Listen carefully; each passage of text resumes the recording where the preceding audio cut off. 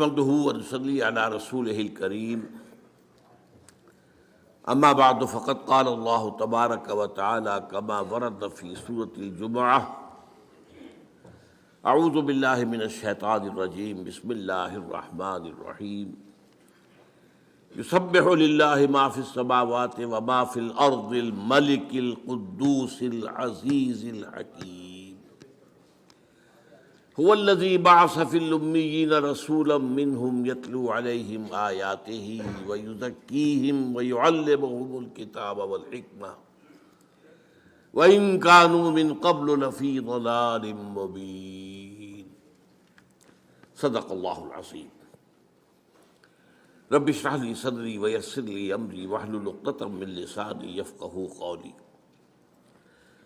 اللهم ربنا الہمنا رشدنا واعذنا من شرور انفسنا اللهم ارنا الحق حقا وارزقنا اتباعه وارنا الباطل باطلا وارزقنا اجتنابه اللهم صل على عبدك ونبيك ورسولك وحبيبك وخليلك محمد وبارك وسلم وسلم وبارك على جميع الانبیاء والمرسلین وعلى ملائکتک المقربین وعلى عبادک الصالحین وعلینا معهم یا ارحم الراحمین آمین یا رب العالمین۔ معزز حاضرین اور محترم خواتین، سیرت خیر الانام پر میری یہ تیسری گفتگو ہے، اس کا عنوان ذرا اچھی طرح نوٹ کر لیجیے۔ اسلامی انقلاب کے لیے مردان کار کی فراہمی۔ انقلاب مرد لائیں گے نا، رجال، مردان کار کہاں سے آئے؟ اور حزب اللہ کی تشکیل و تنظیم اور تزکیہ و تطہیر کا نبوی طریقہ کار علی صاحب الصلاۃ والسلام۔ اب تک جو دو ہمارے خطبے ہو چکے ہیں، پہلا خطبہ کچھ زیادہ بنیادی علمی تھا کہ جو اسلام کا فلسفہ ہے ایمان، اس میں نبوت اور رسالت پر ایمان کا مقام کیا ہے، لاجک کیا ہے۔ دوسرے میں ہم نے بات کی کہ نبوت اور رسالت حضور کی شخصیت میں اپنے تکمیل کے مرحلے کو پہنچی، اس کے مظاہر کیا ہیں۔ یاد ہوگا ہم نے دو قرار دیے، نبوت کی تکمیل کے مظاہر کیا ہیں؟ ہدایت آپ پر کامل ہو گئی قرآن کی شکل میں، چلی تو ہے آدم سے، فَإِمَّا يَأْتِيَنَّكُم مِّنِّي هُدًى، یہ ہزاروں سال یہ ہدایت جو ہے ارتقائی مراحل طے کر کے اپنے آخری اور تکمیلی درجے کو پہنچی قرآن میں، اور قرآن کی حفاظت کا ذمہ اللہ نے لے لیا۔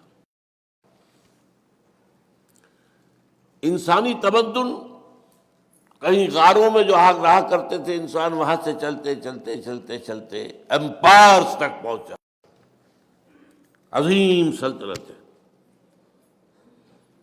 اس کے اعتبار سے دین حق وہ بھی ارتقا کرتے کرتے کرتے کرتے دین الحق مکمل ہوا محمد رسول اللہ صلی اللہ علیہ وسلم۔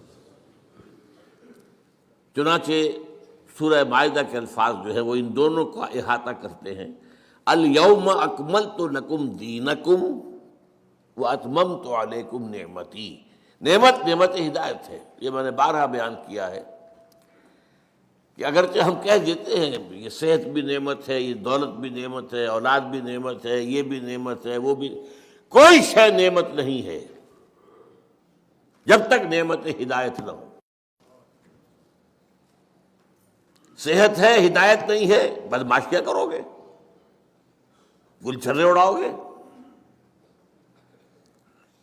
معاشرے کے اندر فساد اور گندگی پیدا کرو گے، تو یہ رحمت کہاں ہوئی، نعمت کہاں ہوئی؟ دولت ہے اور ہدایت نہیں ہے تو کیا کرو گے؟ جو کچھ آج کل دولت مند کر رہے ہیں کچھ بیان کرنے کی ضرورت نہیں۔ نعمت صرف ایک ہے، وہ نعمت ہدایت ہے، اس کے ساتھ جو شے ہے وہ نعمت ہو جائے گی، لیکن یہ مجرد اپنی جگہ پر کوئی نعمت نہیں ہے۔ وہ نعمت ہدایت جو ہے اس کی مکمل ہو گئی، نعمتی الیوم اکملت لکم دینکم واتممت علیکم نعمتی ورضیت لکم الاسلام دینا۔ دوسری بات جو ہم نے سمجھی وہ کیا تھی کہ رسالت کی تکمیل کا مظہر کیا ہے؟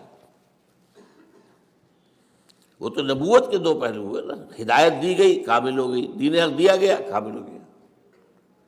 دس از گیون، یہ تو اللہ تعالیٰ کی طرف سے دیا گیا۔ میں نے بتایا تھا نا دو ہاتھ جوڑ کر، ایک شخصیت نبی بھی ہے رسول بھی ہے۔ نبی یہ اینٹینا ادھر ہے آسمان سے وہی لے رہا ہے وہ، اور دوسرا اینٹینا نیچے جا رہا ہے، یہ بوسٹرز کے جو ہوتے ہیں، یہ پہنچانے کا ہے، لوگوں تک پہنچانے کا ہے۔ یہ رسالت ہے، اللہ سے لینا ہے، لوگوں تک پہنچانا ہے۔ اس پہنچانے کی تکمیل کس کا مظہر کیا ہے؟ نمبر ایک، دین حق کی صرف تبلیغ نہیں، اس کو قائم کرو، اور نمبر دو، یہ صرف عرب پر نہیں پوری دنیا پر قائم کرو۔ یہ چار مظہر ہیں نبوت اور رسالت کی تکمیل کے۔ اب آج کا جو جملہ ہے سمجھیے، اس کا مطلب کیا ہے کہ نبی اکرم صلی اللہ علیہ وسلم کو اللہ نے جو رول اسائن کیا وہ ریولوشنری رول ہے، وہ انقلابی عمل ہے۔ کوئی نظام کہیں قائم کرنا ظاہر بات ہے، اس کے لیے پری ریکوزٹ کیا ہوگا کہ پہلے سے جو نظام ہے اسے اکھاڑ کر پھینکا جائے، ورنہ تو نہیں قائم کر سکتے۔ نظام دو نہیں ہو سکتے ایک جگہ، مذہب 100 بھی ہو سکتے ہیں، نظام ایک ہی ہوگا۔ دوسری بات کیا اہم ہے، کوئی جگہ ویکوم نہیں ہے نظام کے اعتبار سے، کوئی نہ کوئی نظام تو ہے وہاں۔ بادشاہت کا نظام ہے، جمہوریت کا نظام ہے، سرمایہ داری کا نظام ہے، کمیونزم کا نظام ہے، قبائلی نظام ہے، وہ اور جو جاگیرداری نظام ہے، کوئی نہ کوئی نظام تو ہے، فوجی نظام ہے۔ تو دو باتیں، کوئی جگہ ایسی نہیں جہاں کوئی نظام نہ ہو، اور کسی جگہ پر بھی نیا نظام لانے کے لیے پہلے نظام کو اکھاڑ کر پھینکنا ضروری ہے۔ اسی کا نام ریولوشن ہے۔ یہی وجہ ہے کہ حضور کے لیے قرآن میں 3 مرتبہ وہ الفاظ ہیں جو ہم پڑھ چکے ہیں، هو الذی ارسل رسولہ بالہدی ودین الحق لیظہرہ علی الدین کلہ۔ باقی حیثیت میں حضور کی اور باقی انبیاء کی مشترک ہے، سب بشیر بھی ہیں، سب نذیر بھی ہیں، سب داعی اللہ بھی ہیں، سب اپنے اپنے مقام پر سراج منیر بھی ہیں، سب شاہد بھی ہیں۔ انا ارسلنا الیکم رسولا شاہدا علیکم کما ارسلنا الی فرعون رسولا یا ایھا النبی انا ارسلناک شاہدا ومبشرا ونذیرا وداعیا الی اللہ باذنہ وسراجا منیرا۔ یہ حیثیت مشترک، لیکن یہ تنہا منفرد 3 دفعہ حضور کے لیے اور 1 دفعہ بھی کسی اور کے لیے نہیں۔ وہی ہے اللہ جس نے بھیجا اپنے رسول کو الہدا دے کر، دین حق دے کر، تاکہ غالب کرے اسے پورے کے پورے نظام پر۔ اب میں آپ کو بتا چکا ہوں، اس آیت کو شاہ ولی اللہ دہلوی نے کہا ہے یہ پورے قرآن کا عمود ہے۔ قرآن سمجھ میں نہیں آئے گا جب تک یہ آیت نہیں سمجھو گے۔ اور میری کوئی حیثیت نہیں، لیکن میں ایک بات عرض کر رہا ہوں، سیرت ہرگز سمجھ میں نہیں آئے گی جب تک کہ یہ آیت نہیں سمجھے گی۔ گویا کہ شاہ ولی اللہ کے نزدیک یہ قرآن کا عمود، میرے نزدیک یہ سیرت کی کلید ہے۔ پھر یہ کہ جو یہاں پر بیان ہوا ہے جن الفاظ میں، کہ یہ 6 مختلف اصطلاحات قرآن میں آئی ہیں، یہ تو 3 ایک جیسی آئی ہیں، ان کی اہمیت بیان کر چکا ہوں پچھلی مرتبہ میں، ورنہ یہ مضمون وربک فکبر، اپنے رب کی کبریائی کا اعلان کرو، قائم کرو کبریائی، ان اقیموا الدین، دین کو قائم کرو، وَيَكُونَ الدِّينُ كُلُّهُ لِلَّهِ، دین پورا کا پورا اللہ کے لیے ہونا چاہیے، لِتَكُونَ كَلِمَةُ اللَّهِ الْعُلْيَا، یہ حدیث میں ہے۔ تو یہاں بہت سے انداز میں بات سمجھائی گئی ہے، اور افسوس یہ ہوتا ہے جب یہ میں سوچتا ہوں یہی وہ شے ہے جو امت بھول گئی، قطعاً بھول گئی، بالکل بھول گئی۔ نماز روزہ یاد ہے، نماز و روزہ و قربانی و حج یہ سب باقی ہے، تو باقی نہیں ہے، تکبیر رب نہیں۔ اب آئیے اس بات پر، انقلاب کسے کہتے ہیں؟ It's very important. دیکھیے ویسے تو یہ انقلاب کا لفظ کسی بھی شے کے ساتھ لگا دیں، علمی انقلاب، صنعتی انقلاب، اسی طریقے سے کلچرل ریولوشن، بے شمار۔ لیکن اصل میں انقلاب جس سے کہ ہم بحث کر رہے ہیں، اور جو کہ پولیٹیکل سائنس میں انقلاب کہلاتا ہے، وہ کیا ہے؟ انسان کی اجتماعی زندگی کے 3 پہلوؤں میں سے کم از کم کسی ایک میں بنیادی تبدیلی۔ انقلاب کے لفظی معنی تبدیلی، لیکن انسان کی اجتماعی زندگی کے 3 پہلو، اب یہ سمجھیے 3 پہلو کون سے؟ اجتماعی زندگی کا ایک رخ کیا ہے؟ سیاسی، دوسرا کیا ہے؟ معاشی، تیسرا کیا ہے؟ سماجی، معاشرتی۔ تو کم سے کم ایک میں کوئی بنیادی تبدیلی، اسینشل چینج، بیسک چینج جب آئے گی تو وہ انقلاب کہلائے گا۔ اب اس کے برعکس میں مثال دے رہا ہوں آپ کو، مذہبی تبدیلی کو کوئی انقلاب نہیں کہتا۔ انسانی تاریخ کا بہت اہم واقعہ ہے، آپ اندازہ کیجئے، اس کی کوئی مثال ہی نہیں ہے۔ The whole Roman empire converted to Christianity in the year 324 AD. emperor عیسائی ہوا، پوری سلطنت عیسائی۔ لیکن اسے کبھی آپ نے پڑھا ہے رومن ریولوشن؟ نہیں۔ مذہب بدلا ہے، نظام تو وہی رہا، وہی بادشاہ جو کا تو جیسے پہلے بیٹھا ہوا تھا ایمپرر، ویسے اب بھی بیٹھا ہوا، لہذا اسے کسی نے آج تک انقلاب نہیں کہا۔ حالانکہ اتنی بڑی تبدیلی آپ اندازہ کیجیے، یہ کوئی چھوٹی موٹی مملکت نہیں تھی۔ The greatest empire the world has ever seen, the Roman empire. لیکن اسے کوئی بھی انقلاب نہیں کہتا۔ ہاں، انقلاب کا نام فرانس، کوئی 250-250 سال پہلے جو آیا تھا، انقلاب فرانس، سیاسی ڈھانچہ بدل گیا، بادشاہ ختم، جمہوریت کا آغاز۔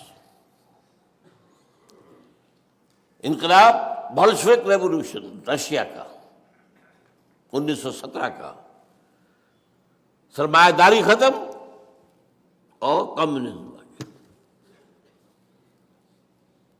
تیسرا انقلاب ایران کا بھی ہے کہ بادشاہت ختم ہوئی، سیاسی نظام تو بدلا ہے۔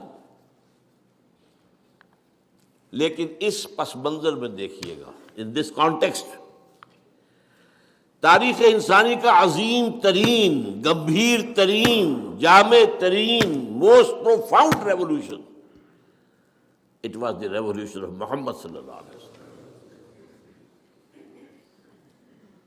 آل دی 3 aspects changed, and even individuals changed. افراد کا ظاہر بدل گیا، باطن بدل گیا، نظریات بدل گئے، خیالات بدل گئے، ویلیوز بدل گئی، اقدار بدل گئی۔ بلکہ میں یہ کہہ رہا ہوں، سوچئے، یہاں ڈھونڈیے، مائکروسکوپ لگائیے، کوئی شے رہ گئی اپنی پچھلی حالت پر؟ Nothing, everything change. تو تاریخ انسانی کا عظیم ترین، گمبھیر ترین، ہمہ گیر ترین، جامع ترین، موسٹ پروفاؤنڈ ریولوشن تھا، وہ ہے جو برپا کی۔ یہ حقائق ہے، اور ان کی گواہی میں آپ کے سامنے پیش کر رہا ہوں، اور جو عربی کا ایک مقولہ ہے اس کو پیش کر کے پہلے، الفضل ما شہدت بہ الاعداء، فضیلت اصل وہ ہوتی ہے جس کا اقرار دشمن کرے۔ ہاں بھائی، یہ بات تو ماننی پڑی ہے، میرا دشمن، لیکن یہ اس کی بات میں مانتا ہوں کہ اس کے اندر یہ چیز خوبی ہے. وہ بات ہوئی نا، دوست کی نگاہ میں تو ہر شے خوبی ہی خوبی ہے، عقیدت مند کی نگاہ میں تو ہر شے حسن ہی حسن ہے. تو الفضل ما شہدت بہ الاعداء، عدو کی جمع اعداء. اصل فضیلت وہ ہے جس کی گواہی دشمن دے. اب میں صرف 3 گواہیاں دوں گا، ایک مشرق، ایک مغرب، ایک درمیان. یہی شہر لاہور آج سے 90 سال ان 1920 ایم این رائے لیکچر دیا اس نے. یہاں ایک ہوتا تھا ہال، بریڈلا ہال.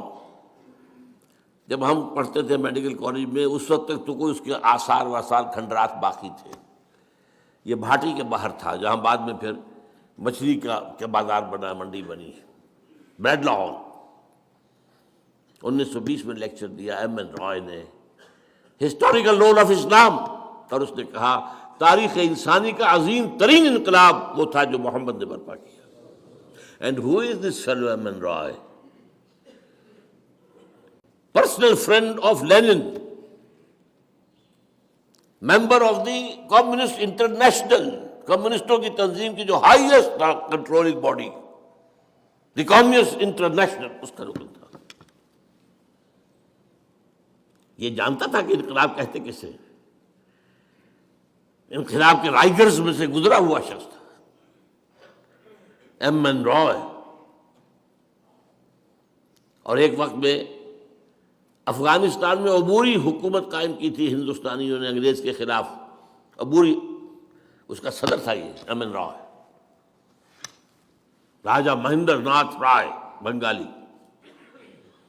اور اس نے تو کمال ہی کیا اصل میں جو دلیل دی ہے کہ بعض لوگ سمجھتے ہیں کہ یہ عربوں کی، حضور کے صحابہ کی جو فتوحات تھی ایسی تھی جیسے اور یہ دنیا کے اندر ہمیشہ صحراؤں سے یا جو سطح مرتفع کے علاقے ہوتے ہیں جہاں کھانے کو کچھ نہیں ہوتا، وہاں سے لوگ نکل کے اور جو سیٹلڈ ایریاز ہوتے ہیں، زرخیز علاقے ہوتے ہیں، ان پر حملہ کرتے ہیں، مارتے ہیں، کوٹتے ہیں، لوٹتے ہیں، لے کے بھاگ جاتے ہیں. یہ اس نوعیت کی بات نہیں تھی، یہ اٹیلا والی بات نہیں تھی، یہ ہنو والی بات نہیں تھی، یہ منگول والی بات نہیں تھی، یہ تاتاریوں والی بات نہیں تھی. اس انقلاب کے نتیجے میں دنیا میں نئی تہذیب آئی ہے، نیا تمدن آیا ہے، نئی روشنی آئی ہے، علم پھیلا ہے. یہ اس نے کہا ہے. اور یہ کتاب آج بھی دنیا میں شائع ہو رہی ہے، لیکن ممبئی میں، یہاں کوئی نہیں جانتا، کسی کو دلچسپی نہیں. Historical role of Islam. اب آئیے درمیان میں H G Wells. H G Wells جو ہے ویسے شاطم رسول ہے، گالیاں دی ہیں اس نے حضور کو، بالکل رشدی کی طرح اور تسلیمہ نسرین کی طرح. جنہوں نے حملے فیملی لائف پر، ازواج مطہرات کا. لیکن اس کی دو کتابیں ہیں بہت اہم ہیں ویسے، تاریخ عالم پر، a short history of the world and a concise history of the world. Concise ذرا بڑی ہے، شارٹ چھوٹی ہے.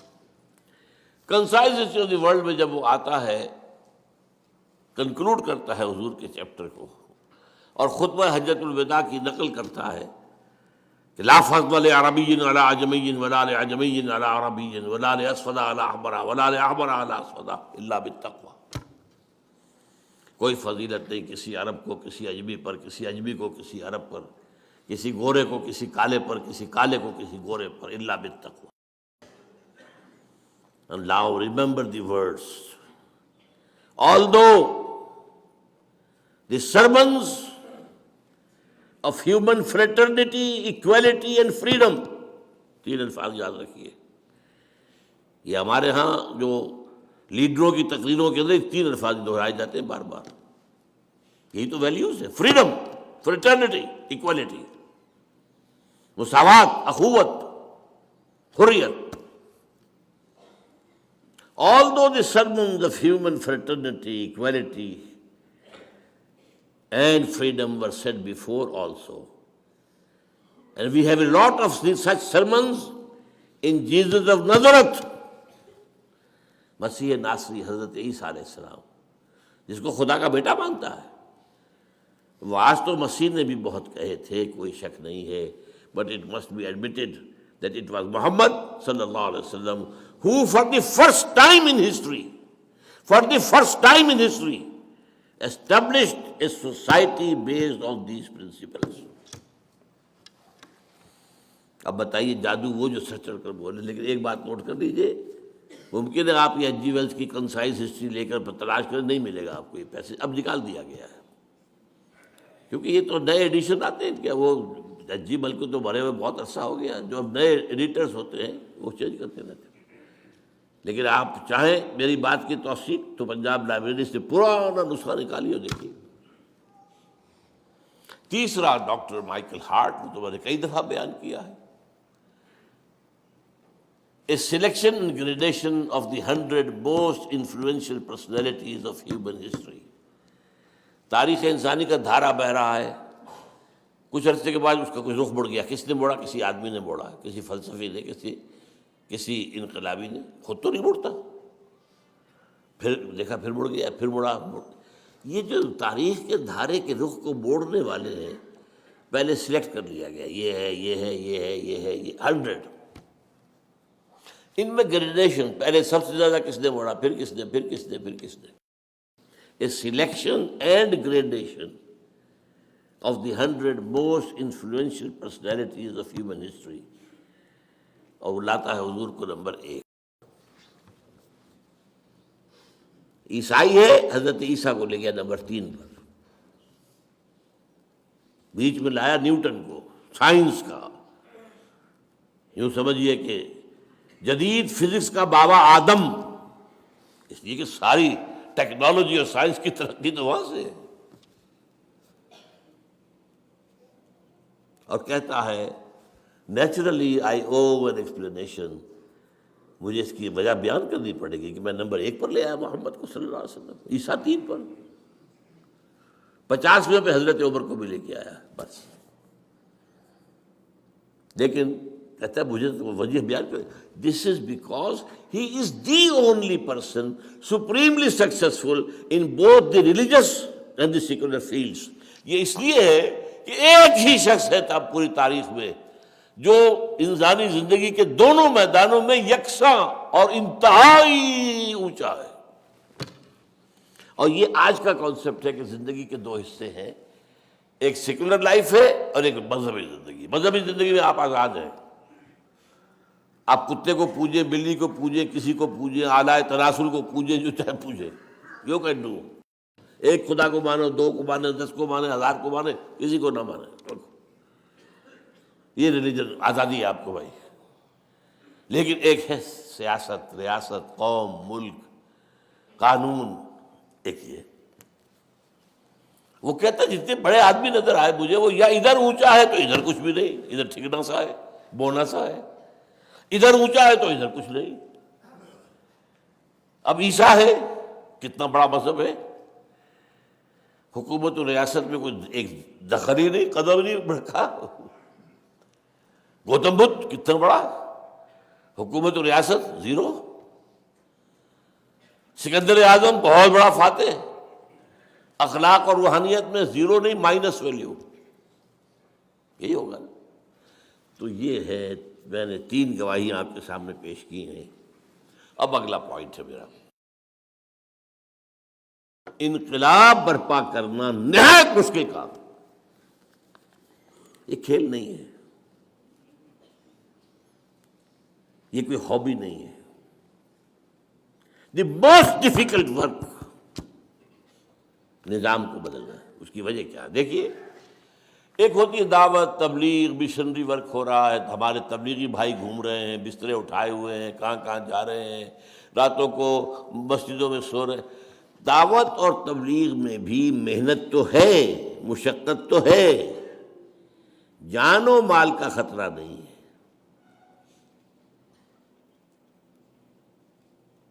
سمجھ رہے بات؟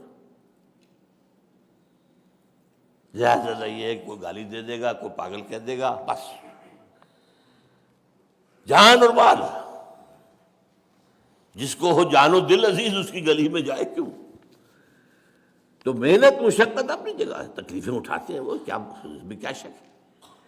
گھر پہ سونا اپنے پلنگ کے اوپر، اپنے بستر کے اوپر، اپنے گدے کے اوپر، اور جا کے مسجد میں کھردرے فرش کے اوپر سونا مشقت تو ہے. اور وہ مشنریز نے کیسی کیسی مشقتیں کی ہیں، کہاں کہاں گئے. افریقہ کے تنگ ترین جو تاریک ترین جو جنگلات ہیں، وہ تاش جو ہے کانگو کا ہو یا امیزن کا ہو، ساؤتھ امریکہ کا، گئے ہر جگہ. ہمارے یہاں جیکب آباد میں آئے ہیں، گرمی وہ جو جس کو کہا جائے کہ زمین پر جہنم جو ہو جاتا ہے گرمیوں میں. تو تکلیف، محنت، مشقت یہ تو ہوگی، کچھ ریزسٹنس بھی ہو جائے گی، لیکن جان و مال کا خطرہ نہیں. یہی معاملہ کسی علمی کام کا ہے، اسکالرلی ورک، وہ خطرہ نہیں ہے جان و مال کا. اختلاف ہو جائے گا، کوئی آپ کی ریسرچ کے خلاف کوئی اور مقابلے میں ریسرچ لے آئے گا، وہ آپ کو پاگل قرار دے دے گا، آپ اس کو پاگل قرار دے دیں گے، ہو جائے گا. علمی کام ہو، ریسرچ ورک ہو، تحقیق کا، اس میں بھی وہ اندیشہ نہیں ہے. لیکن انقلاب، وہاں جان و مال کا خطرہ ہے. کیوں؟ انقلاب کی زد پڑتی ہے جو ایگزسٹنگ سسٹم ہے، اس میں جو پاور بیسس ہیں، اس میں جو رولنگ کلاسز ہیں، اس میں جو ویسٹڈ انٹرسٹ ہے، اس میں جن لوگوں کو جو پریولیج کلاسز ہیں، ان کے مفادات میں زد پڑتی ہے. They are bound to resist. وہ تو کہیں گے نظام کوہنا کے پاس مانو، یہ میرا معرض انقلاب میں ہے، آؤ ختم کرو انہیں، مارو انہیں. یہ ہمارے نظام کو ختم کرنا چاہتے ہیں. ہمارے مفادات کا تقاضا اسٹیٹس کو نظام رہے، اور یہ آئے نظام بدلنے. یہی بات جان لیجیے، یہی وجہ ہے قرآن نے پہلے ہی قدم پر وَلَنَبْلُوَنَّكُمْ بِشَيْءٍ مِّنَ الْخَوْفِ وَالْجُوعِ وَنَقْصٍ مِّنَ الْأَمْوَالِ وَالْأَنفُسِ وَالثَّمَرَاتِ وَبَشِّرِ الصَّابِرِينَ الَّذِينَ إِذَا أَصَابَتْهُم مُّصِيبَةٌ قَالُوا إِنَّا لِلَّهِ وَإِنَّا إِلَيْهِ رَاجِعُونَ. تیار رہو. اور ذرا سی جب وہ دور آیا تھا، کچھ گھبراہٹ ہوئی تو فرمایا ام حسبتم ان تدخلوا الجنہ ولما یاتکم مثل الذین خلوا من قبلکم مستهم الباساء والضراء وزلزلوا حتى يقول الرسول والذین آمنوا معه متى نصر اللہ الا ان نصر اللہ قریب. تو انقلاب برپا کرنا مشکل ترین کام، سیدھی طرح عقلی طور پر، منطقی طور پر سمجھ لیجیے. You have to face the heavy odds. اچھا، اب میں آ رہا ہوں انقلابی عمل کے مراحل. اس سے پہلے میں بیان کر چکا ہوں، آج سے 25 سال پہلے منہج انقلاب نبی میری کتاب ہے، اور بہت اللہ کا میں شکر ادا کیا کرتا ہوں کہ جس طریقے سے اس نے سیرت کو مجھ پر کھولا ہے. کلید اس لیے میں نے کہا کلید، سیرت کی کلید، اسے آپ فلسفہ سیرت بھی کہہ سکتے ہیں. میں نے 6 مراحل میں بیان کیا ہے انقلاب کسی ایک جگہ پر. 7واں مرحلہ وہ آئے گا انقلاب کی تکمیل کے بعد، تصدیر الانقلاب، انقلاب اب باہر ایکسپورٹ کرنا. اس لیے کہ انقلاب کا خاصہ یہ ہے کہ وہ کسی ایک ملک میں نہیں رہ سکتا اگر انقلاب ہے. And this is the litmus test کہ کوئی شاید انقلاب ہے یا نہیں ہے. اس کا لٹمس ٹیسٹ یہی ہے کہ یہ آگے پھیلا یا وہیں کا وہیں رہ گیا. Here the Iranian revolution has failed badly. لیکن ظاہر ہے کہ فرانس کا انقلاب کہاں سے کہاں پہنچا تھا، ساری دنیا میں. روس کا انقلاب کہاں سے کہاں پہنچا تھا، لیٹن امریکہ میں پہنچ گیا، چائنا میں پہنچ گیا، انڈیا میں آج بھی کمیونسٹ پارٹیز ہیں، سب کچھ ہے. 6+1 7. ایک بات میں حضور کے انقلاب کے بارے میں ابھی یہاں کہہ دوں. ایک تو وہی الفاظ نوٹ کر لیجئے، آپ کا انقلاب جامع ترین، گمبھیر ترین، ہمگیر ترین، موسٹ پروفاؤنڈ. آل انکلوسیو. اور دوسری بات جو ہے جس کی کوئی مثال ہی نہیں ہے، اس سارے انقلابی عمل کی قیادت آپ نے بنفس نفیس فرمائی. وہی شخص جو مکے کی گلیوں میں ایک مبلغ کی حیثیت سے گھوم رہا ہے، تبلیغ کر رہا ہے، لوگوں سے بات کر رہا ہے، لوگ گھروں میں جا کے بات کر رہا ہے. رب انی دعوت قومی لیلا و نہارا فلم یزدہم دعائی الا فرارا. وہی بدر اور احد کے اندر فوج کو کمانڈ کر رہا ہے. یہ کہیں نہیں ہے. باقی دنیا کے انقلاب جو آئے وہ کئی نسلوں میں آئے. کسی نے فکر دیا، کسی نے میدان میں لیڈ کیا. والٹر اور روسو جمہوری انقلاب جو تھا اس کا فرانس کا، میدان میں ان کا کوئی رول ہی نہیں. دیور ڈیسک ورکرز، لکھتے تھے بس بیٹھ کے. Marx and Engels desk workers, کتاب لکھ دی ڈاس کے بیٹا. انقلاب تو نہ جرمنی میں آیا نہ انگلینڈ میں آیا، کتاب وہاں لکھی گئی تھی، کچھ جرمنی میں لکھی تھی، کچھ جا کے انگلستان میں لندن میں مکمل کی. انقلاب آیا روس میں. لہذا انقلابی عمل اگر معلوم کرنا ہو، واحد source, this only source of a true revolutionary process is the سیرہ آف محمد صلی اللہ علیہ وسلم. سارے مراحل موجود ہیں. اب میں کہہ رہا ہوں، اب میں آج جو ہے اس کو مختصر کر کے دو مرحلوں میں بیان کر رہا ہوں، 2+1. دو انقلاب برپا کرنے کا مراحل اور ایک پھر اس کا ایکسپورٹ ہونا. اقبال کے 2 شعر میں نے بہت سنائے ہیں، آج پھر سن لیجیے. اقبال جس طریقے سے کہ انقلاب کا داعی تھا، اگرچہ وہ میدان کا آدمی نہیں تھا، he was not a man of the field. مفکر، وہ اس کی تصویر وہی ہے سب سے اعلیٰ جو سر جھکائے. لاکھ حکیم سر بجیب ایک کلیم سر بکف. وہ کلیم نہیں تھا، حکیم تھا. لیکن اس کی حکیمی جو ہے، ذرا دیکھیے کس قدر الفاظ کے اندر تلخی ہے. تلخی. خواجہ از خون رگے مزدور سازد لال ناب. یہ سرمایہ دار، کارخانے دار، مزدور کی رگوں میں دوڑنے والے سرخ خون کو کشید کرتا ہے اپنی سرخ شراب جو بیٹھ کر پیتا ہے وہ شام کو. خواجہ از خون رگے مزدور سازد لال ناب. از جفائے دہ خدایا کشت دہقانہ خراب. اور یہ زمیندار اور جاگیرداروں کے ظلم و ستم سے دہقان کی کھیتی برباد ہو گئی. انقلاب انقلاب انقلاب، بڑی پیاری نظم اس کی. لیکن جو کیفیت ایک خاص ہے،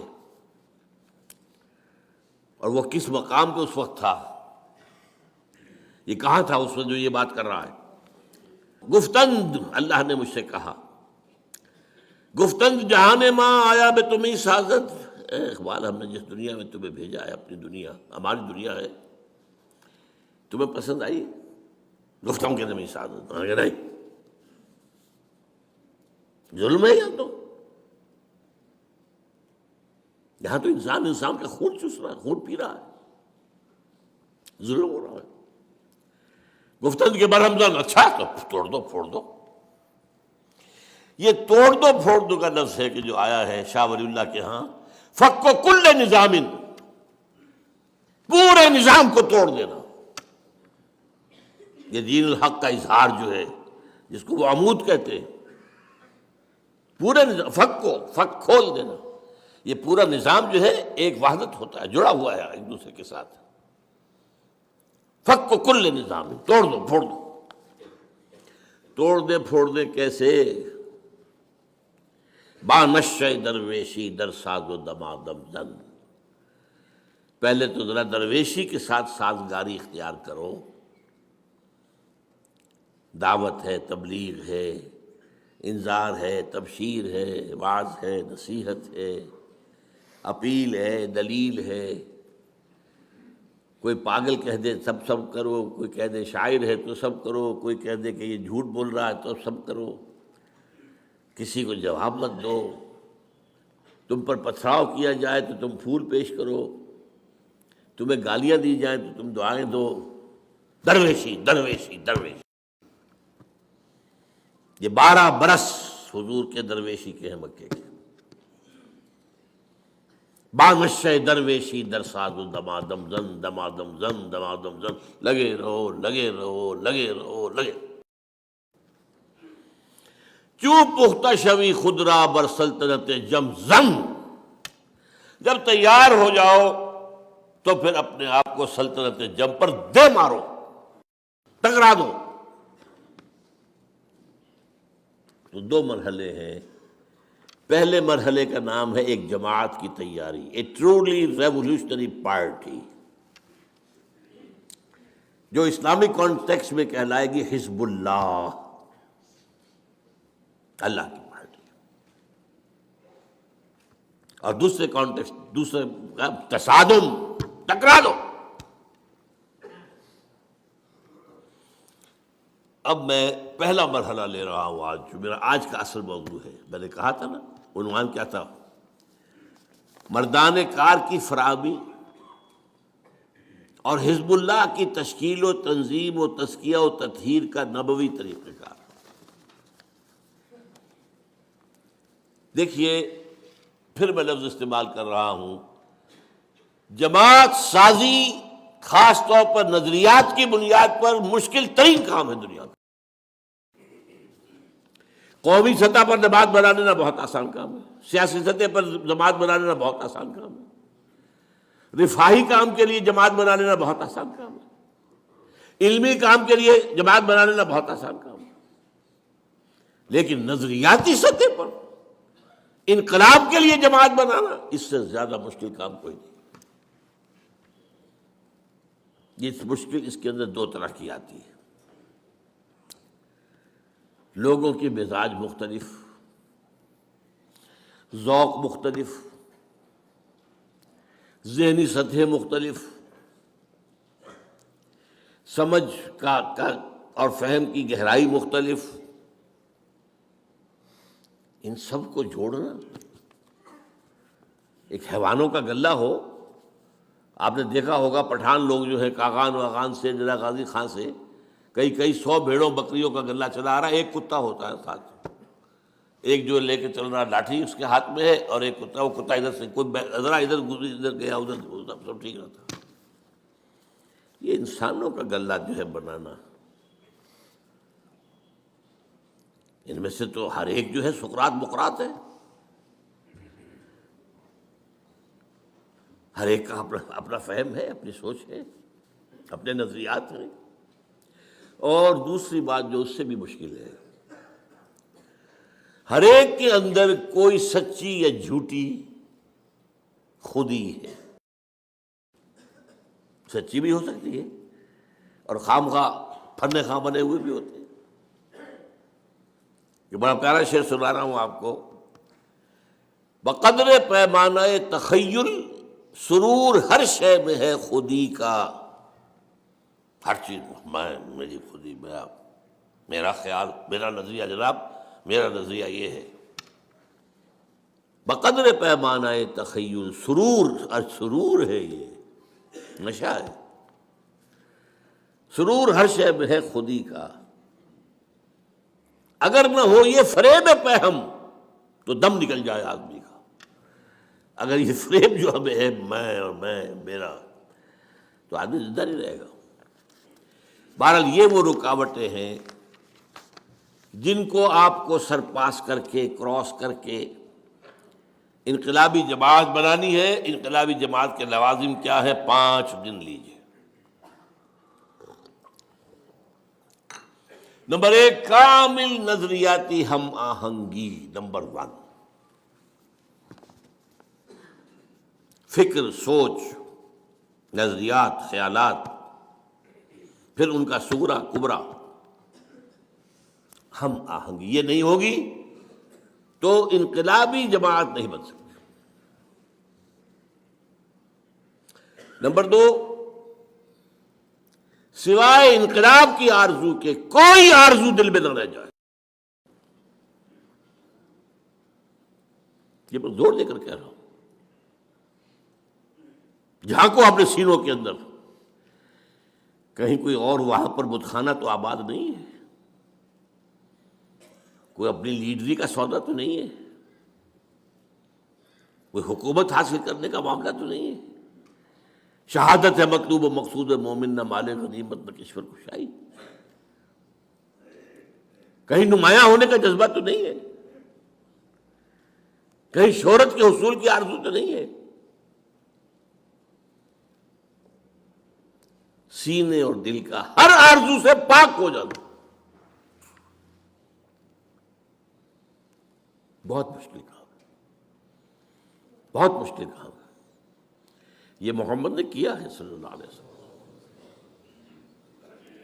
اب حضرت علی کا واقعہ جو آپ نے سنا ہے، کافر سے مقابلہ ہوا ہے، کافر کو زیر کر لیا ہے، اس کے سینے پر سوار ہیں، خنجر بھونکنے والے ہیں، وہ منہ پر تھوک دیتا تو چھوڑ کر کھڑے ہو گئے. حیران ہے وہ. I have added insult to injury.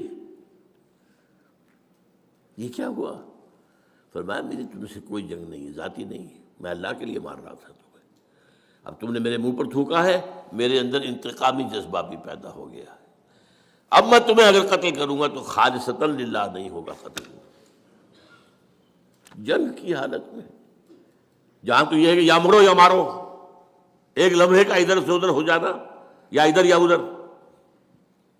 لیکن یہ انٹراسپیکشن، اپنے اندر جھانکنا، اس وقت بھی، اس حال میں بھی اپنی نیت کو پیش نظر رکھنا. نمبر 3، انقلاب کے لیے تن من دھن، یہاں تک کہ جان دینے کے لیے آمادگی نہیں، انتہائی شوق. شہادت ہے مطلوب و مقصود مومن، نہ مال غنیمت نہ کشور کشائی. وہ جو فرمایا گیا من المؤمنین رجال صدقوا ما عاهدوا الله علیہ فمنهم من قضى نحبه ومنهم من ينتظر وما بدلوا تبدیلا. ذرا دل میں جھانک کر دیکھنا چاہیے ہے وہاں یا نہیں. اگر نہیں ہے تو ابھی آپ آئے نہیں، مقام پر پہنچے نہیں ہیں. آپ سمجھ رہے ہوں گے کہ میں بڑا انقلابی کارکن ہوں. نمبر 4، نظم کی پابندی کے لیے اپنی انا اس کو کچل دینا. لسن اینڈ اوبے، سم و طاعت. اور 5ویں، انتہائی مضبوط نظریاتی عصبیت، یعنی جذباتی وابستگی. یہ میرا بھائی ہے، یہ انقلابی کارکن ہے، میرا حقیقی بھائی ادھر رہے، یہ ہے میرا بھائی. یہ عصبیت، نظریاتی عصبیت. یہ 5 جب تک، جس کو کہ آپ کو معلوم ہے کمیونسٹ میں کیا کہتے ہیں، کامریڈ. یہ کامریڈ کا رشتہ جو ہے یہ بھائی بہن کے رشتے سے صرف بہت اونچا. اگر نہ ہو تو انقلاب برپا نہیں ہوگا. These are the 5 prerequisites. ہدف، یہ لوازم پیدا کرنے ہوں گے کسی انقلابی جماعت کے اندر. اب اس میں ذرا اس خاکے میں تھوڑا سا رنگ بھر دوں دینی. نظریاتی ہم آہنگی کا مطلب توحید پر یقین کامل.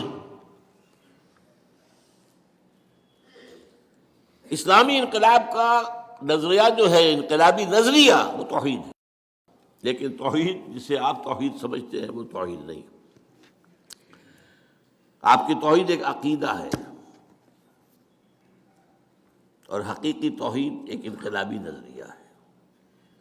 اس کے 3 اسپیکٹس ہیں. وہ جو میں نے کہا تھا، انقلابی نظریہ وہ ہے جو ایگزسٹنگ کلیکٹیو سسٹم کے جو مختلف جڑیں ہیں ان کے جڑوں کے اوپر تیشہ بن کر گرے. سیاسی سطح پر ان الحکم الا للہ، حاکمیت فقط اللہ کی. انسانی حاکمیت کفر، شرک، بدترین شرک بدترین کفر،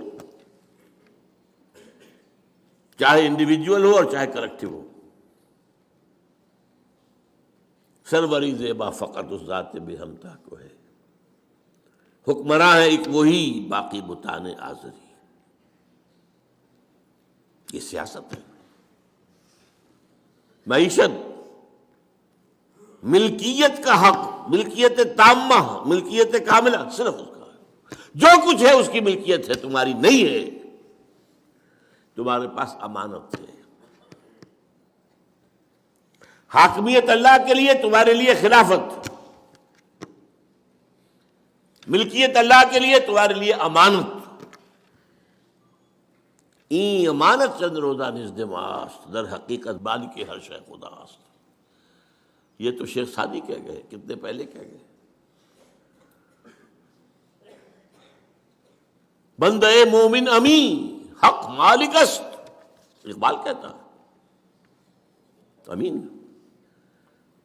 یہ جو حضرت شعیب کی قوم نے کہا تھا، اے شعیب تمہیں کیا ہو گیا، یہ تمہاری نماز جو ہے ہمیں روکتی ہے، ان نفعل فی اموالنا ما نشاء، ہمارا مال ہے ہم جو چاہے کریں، Who are you؟ یہ کرو، یہ نہ کرو، یہ غلط ہے اور یہ صحیح ہے۔ اموالنا، ہمارا مال ہے، ان نفعل فی اموالنا ما نشاء، یہ آج کا کیپٹلزم ہے، مال، کیپٹل۔ میں نے تو کسی کی خوش آمد نہیں کی، آ کر سود کے اوپر قرض مجھ سے لے، وہ خود آیا تھا لینے، لیکن نہیں، آپ اپنے مال کے اندر تصرف نہیں کر سکتے اس انداز سے جس کو اللہ نے حرام کیا ہو۔ اور سماجی سطح پر اگرچہ سب سے ہلکا معاملہ ہے، سب سے بڑی شے جو ہوتی ہے مخالفت میں وہ سیاست اور معیشت کا معاملہ ہوتا ہے، لیکن سماجی سطح پر توحید کا تقاضا کیا ہے؟ By birth all human beings are absolutely equal. No one is superior, no one is inferior. یہاں تک کہ یہ بھی نہیں کہ مرد سپیریئر ہے اور عورت انفیریئر، نہیں۔ ایک ہی باپ کے نطفے سے بیٹا بھی ہے، بیٹی بھی ہے، ایک ہی ماں کے رحم میں بیٹا بھی پلا ہے، بیٹی بھی، اللہ کیسے ہو جائے گا؟ وہ ہے انتظامی معاملہ ہے، ایک مرد ایک عورت ایک خاندان کی بنیاد ڈالتے ہیں، تو ایک ادارے میں تو ایک اپر ہینڈ ہوگا ایک کا۔ کسی بھی انسٹیٹیوشن کے دو ہیڈ نہیں ہو سکتے برابر کے اختیار رکھنے والے۔ مینیجنگ ڈائریکٹر ایک ہوگا، ڈائریکٹر 100 بنا لیں آپ، پرائم منسٹر ایک ہوگا، منسٹر 100 بنا لیں، وہ الگ بات ہے۔ وہ تو ظاہر بات ہے کہ ایک بڑا افسر ہے، ایک اس کے دروازے پر کھڑا ہوا دربان ہے، as human beings they are equal, لیکن اپنی اس حیثیت میں وہ ایکول نہیں۔ یہ انتظامی معاملہ، ورنہ تمام انسان پیدائشی طور پر برابر ہیں۔ جو بھی ان کے اندر فرق ہے وہ ایکوائرڈ کریکٹرز کی وجہ سے ہوگا۔ کسی نے علم زیادہ حاصل کیا، زیادہ عزت ہونی چاہیے، کوئی خادم خلق زیادہ ہے، اس کی زیادہ عزت ہونی چاہیے، کوئی تقویٰ کے اندر، دین کے اندر آگے نکل کے اس کی عزت زیادہ ہونی چاہیے، الا بالتقویٰ۔ ہم نے پیدا کیا انسان کو ایک مرد ایک عورت سے، یا ایھا الناس انا خلقناکم من ذکر و انثی وجعلناکم شعوبا وقبائل لتعارفوا ان اکرمکم عند اللہ اتقاکم۔ اس کا آپ اندازہ نہیں کر سکتے اس ایک بات کے اوپر کتنی بڑی جنگ لڑنی پڑی تھی امریکنوں کو، سول وار۔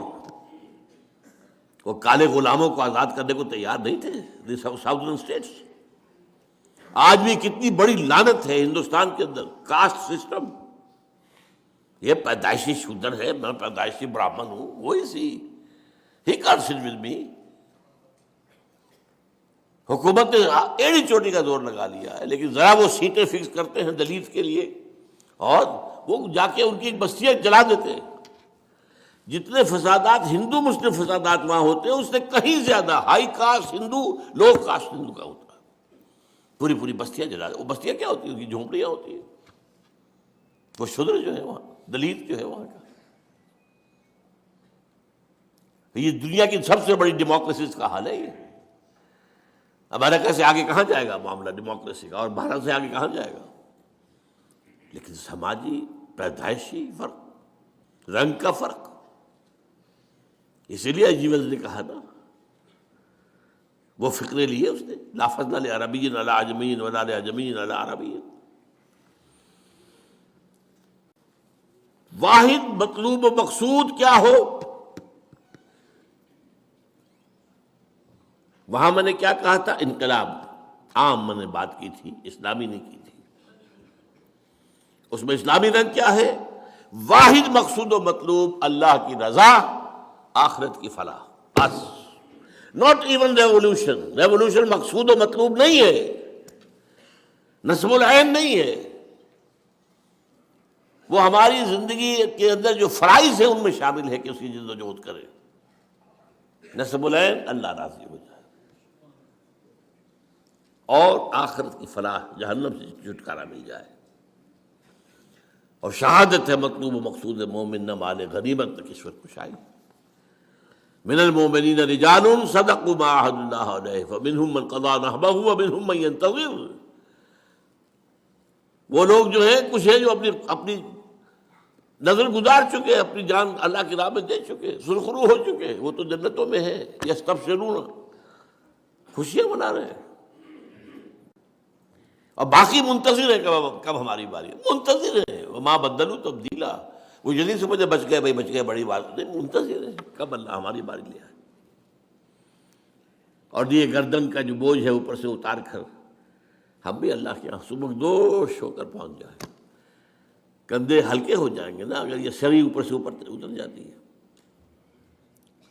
اور پانچواں مواخات باہمی، میں اس کو خاص طور پر آج زور دینا چاہ رہا ہوں. بدقسمتی سے اس پر ہمارے ہاں توجہ کم ہوئی ہے. اس کے لیے دو مقامات میں نے منتخب کیے. سورہ فتح کی آخری دو آیات، هو الذی ارسل رسولہ بالہدی ودین الحق لیظہرہ علی الدین کلہ وکفی باللہ شہیدا. یہ تو وہی آیت آ گئی. اب آیا محمد الرسول اللہ والذین معہ، اللہ کے رسول محمد اور وہ جو ان کے ساتھ ہیں صحابہ کرام رضوان اللہ تعالی علیہم اجمعین. یہ مل کر جماعت بنتے ہیں نا. ان کی کیفیت کیا ہے، جس کو میں نے کہا تھا نا، عصبیت نظریاتی. یہ مسلمان ہے، یہ مومن ہے، یہ میرا بھائی ہے، یہ چاہے باپ ہے، نہیں، اس سے میرا کوئی رشتہ نہیں ہے. اشداء علی الکفار رحماء بینہم، وہ کافروں پر بہت سخت ہوتے ہیں، بھاری ہوتے ہیں، اور آپس میں بڑے رحیم، شفیق، مہربان. تراہم رکعا سجدا یبتغون فضلا من اللہ ورضوانا. تم دیکھتے ہو انہیں رکوع کرتے ہوئے، سجود کرتے ہوئے، اللہ کا فضل اور اس کی رضا کے متلاشی ہے. سیماہم فی وجوہہم من اثر السجود، ان کے چہروں میں سجدوں کی وجہ سے اس کے آثار، اس کے نتائج نظر آتے ہیں. ذالک مثلہم فی التوراۃ ومثلہم فی الانجیل، یہی مثال ان کی ہم نے دی تھی تورات میں بھی اور انجیل میں بھی. اب بڑی پیاری اس کا ٹکڑا آگے ہے، کزرع اخرج شطأہ فآزرہ فاستغلظ فاستوى علی سوقہ. اس کھیتی کے مانند جس کو کسی کاشتکار نے بویا تھا نا، لیکن جب وہ کھیتی اپچی ہے، ابری ہے، ذرا لہلہانے لگی ہے، جس نے اپنی سوئی نکالی، پھر اسے ذرا گاڑھا کیا، پھر وہ اپنے نال پر کھڑی ہو گئی. یعجب الزراع لیغیظ بہم الکفار. وہ جو کاشتکار تھا اس کو تو کوئی سبھی خوشیاں ہو رہی ہے، اس کا دل باغ باغ ہو رہا ہے میری محنت. وہ باغبان کون تھا؟ محمد صلی اللہ علیہ وسلم. اور صحابہ کی یہ کھیتی جب اپج رہی تھی تو ان کس کو سب سے بڑھ کر خوشی ہوئی؟ وعد اللہ الذین آمنوا وعملوا الصالحات منہم مغفرۃ واجرا عظیما. اللہ تعالیٰ نے ان کے سے اجر عظیم کا، مغفرت کا وعدہ کیا ہے. اور یہ مضمون پھر سورہ مائدہ میں آیا ہے، یا ایھا الذین آمنوا من یرتد منکم عن دینہ. اے ایمان والو، اگر تم میں سے کوئی اپنے دین سے پیچھے پھرا ان تقاضوں کو پورا کرنے سے جی چرا کر پسپائی اختیار کی. فسوف یأتی اللہ بقوم، تو اللہ تعالیٰ ایک ایسی قوم لے آئے گا یحبوہم ویحبونہ، اللہ ان سے محبت کرے گا، وہ اللہ سے محبت کریں گے. اور اس کے بعد اذلۃ علی المؤمنین عزۃ علی الکافرین، اہل ایمان پر بہت نرم ہوں گے، کافروں پر بہت سخت ہوں گے. ہو حلقہ یاراں تو برے شم کی طرح نرم، اور رزم حق و باطل ہو تو فولاد ہے. اس کے آخر میں فرمایا وَمَن يَتَوَلَّ اللَّهَ وَرَسُولَهُ وَالَّذِينَ آمَنُوا فَإِنَّ حِزْبَ اللَّهِ هُمُ الْغَالِبُونَ. جب تم اس معیار پر پورے اتر جاؤ گے کہ تمہاری ولایت، تمہارا دلی تعلق اللہ سے، رسول سے اور اہل ایمان سے ہوگا صرف، تو یہ حزب اللہ ہوگی. دین یو ول کوالیفائی کہ تمہیں یہ خطاب دیا جائے. اور پھر اس حزب اللہ کے لیے اللہ کا وعدہ ہے کہ غالب ہو کر رہے. یہ 5 اسلامی انقلابی جماعت کے لوازم ہیں. اب آئیے قرآن کی طرف رجوع کرتے ہیں. فرد کی تبدیلی کے لیے قرآن کا پروگرام کیا ہے؟ اس لیے کہ ظاہر بات ہے انقلاب آئے گا جماعت سے، جماعت بنے گی افراد سے. اسٹارٹنگ پوائنٹ کیا ہے ہمارا؟ فرد. فرد کی تبدیلی کے لیے قرآن مجید میں 4 اصطلاحات 4 دفعہ آئی. پچھلی دفعہ یاد ہوگا میں نے کہا تھا کہ تکرار جو ہے کسی کلام کا حسن نہیں ہوتا، عام طور پر اسے عیب سمجھا جاتا. تکرار بھائی کوئی الفاظ بدل کے لاؤ، ایک پھول کا مضمون ہو تو 100 رنگ سے باندھو. میں بتا چکا ہوں اظہار دین الحق کے لیے کتنی اصطلاحات آ گئی قرآن میں، 6-7 تو میں نے گنوا دی آج بھی. لیکن پھر بھی وہ 3 آیتیں جو کہ تو آئیں، هو الذی ارسل رسولہ بالہدی ودین الحق لیظہرہ علی الدین کلہ. لیکن کمال یہ ہے کہ وہاں پر کوئی بورڈم نہیں ہوتا ہے، وہ اللہ کا کلام ہے، یہ معجزہ ہے. تکرار کیوں ہے؟ کہ ان الفاظ کی اہمیت کو سمجھو اور اپنی مائکروسکوپ کو اس کے اوپر فکس کر دو. زیر ہر لفظ غالب چید عام میں خانہ ہے. یہ ایک لفظ کے اندر جو ہے جو کچھ پنہا ہے، پورا میخانہ پنہا ہے. گنجینہ معنی کا طلسم اس کو سمجھیو، جو لفظ کے غالب میرے اشعار میں آوے. وہ تعلی ہے غالب کی. قرآن کی شان یہ ہے جو لفظ آ رہا ہے گنجینہ معنی کا طلسم. اب حیران آپ ہوئیے، حضور کا مقصد بعثت 3 دفعہ، اس کے لیے افراد کی تیاری 4 دفعہ. 4 اصطلاحات قرآن میں 4 دفعہ آ رہی ہیں. آج ہم نے اس کے لیے آیتیں پڑھی ہیں. سب سے پہلے سورہ جمعہ، یسبح للہ ما فی السماوات و ما فی الارض الملک القدوس العزیز الحکیم. ایک بات نوٹ کر لیجیے، اکثر سورت آیتوں کے آخر میں اللہ کے 2 اسماء آتے ہیں، زیادہ نہیں. وَهُوَ الْغَفُورُ الرَّحِيمُ وَهُوَ الْخَبِيرُ الْعَلِيمُ، یہی ہے نا. وَهُوَ الْعَزِيزُ الْحَكِيمُ وَهُوَ السَّمِيعُ الْبَصِيرُ. دو. صرف قرآن مجید میں ایک صورت یہ ہے جہاں 4 اسماء آئے ہیں ایک آیت کے اندر، اور سورہ حشر ہے اس میں 8 آئے ہیں.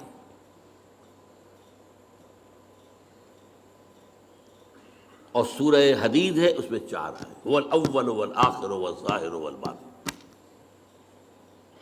حشر میں الملک القدوس السلام المؤمن المہیمن العزیز الجبار المتکبر سبحان اللہ عما یشرکون هو اللہ الخالق البارئ المصور له الاسماء الحسنى. یہاں 4 آئے ہیں. یہ جو حسن یہاں ہے آپ کا نوٹ کیجئے گا. 4 آگے الفاظ آ رہے ہیں، وہ سب کی نسبت ان 4 ناموں سے ہے. وہ الفاظ کیا ہیں؟ یتلو علیہم آیاتہ هو الذی بعث فی الامیین رسولا منہم. یہ 3 جگہ اور آئے ہیں، ابھی الفاظ وہ بعد میں آپ کو بتاؤں گا. یہاں یہ نوٹ کر لیجئے سورہ صف کے ساتھ کتنا گہرا رشتہ ہے. یہ جوڑا ہے سورہ صف سورہ جمعہ. سورہ صف کے شروع میں کیا ہے؟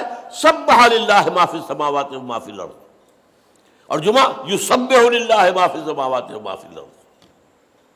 ایک میں ماضی آ گیا، ایک میں حال اور مستقبل دونوں آ گئے، زمانے کا احاطہ ہو گیا۔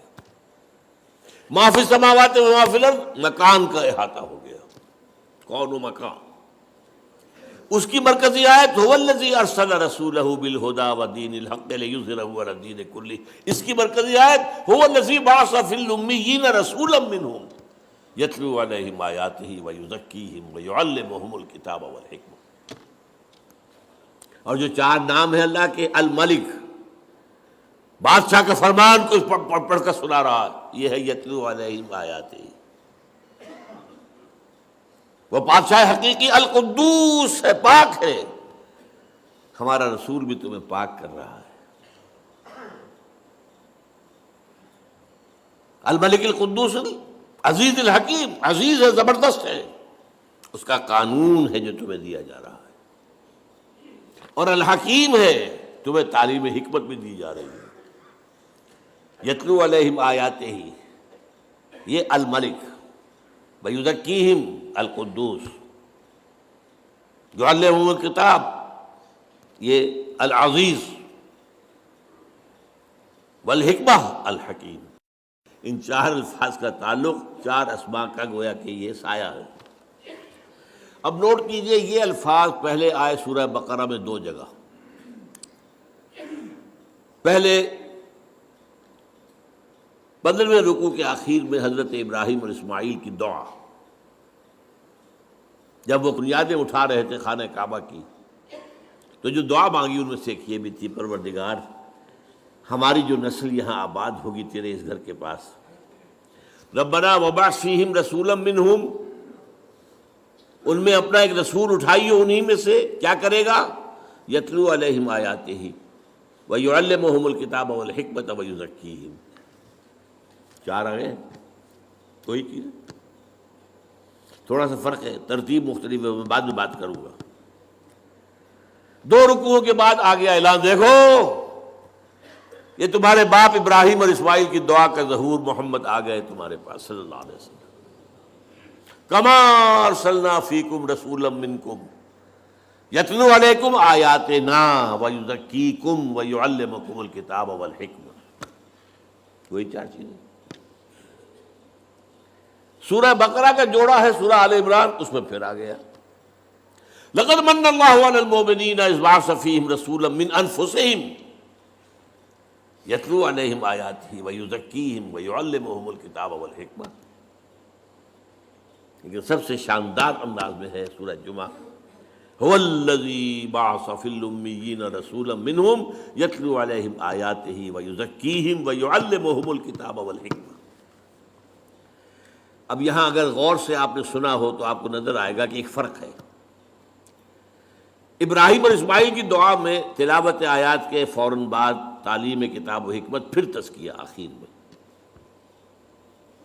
باقی تینوں جگہوں پر تلاوت آیات، پھر تزکیہ، پھر کتاب و حکمت کی تعلیم۔ اب فرق کیا ہے؟ وہ دعا ہے ابراہیم اور اسماعیل کی، وہاں تو اللہ ان کی دعا نقل کر رہا ہے، یہاں اللہ کی طرف سے آ رہا ہے، تو یقیناً یہ ترتیب زیادہ جو ہے امپرووڈ شمار ہوگی، اسے بھی ہم غلط نہیں کہیں گے، وہ بھی دو رسولوں کی بات ہے نا۔ ربنا وبعث فیہم رسولا منہم یتلو علیہم آیاتک ویعلمہم الکتاب والحکمۃ ویزکیہم، غلط تو نہیں ہے یہ۔ لیکن ایک بات معلوم ہو گئی، اس وقت ہائیسٹ ویلیو جو تھی وہ تزکیہ تھا، اب ہائیسٹ ویلیو حکمت ہے، کیونکہ تین جگہ اللہ کی طرف سے آ رہا ہے۔ 18واں رکوع سورہ بقرہ کا، پھر آل عمران، پھر سورہ جمعہ، وہاں بھی آ رہا هو الذی بعث فی الامیین رسولا منہم یتلو علیہم آیاتہ ویزکیہم ویعلمہم الکتاب والحکمہ۔ اب ان پر آئیے،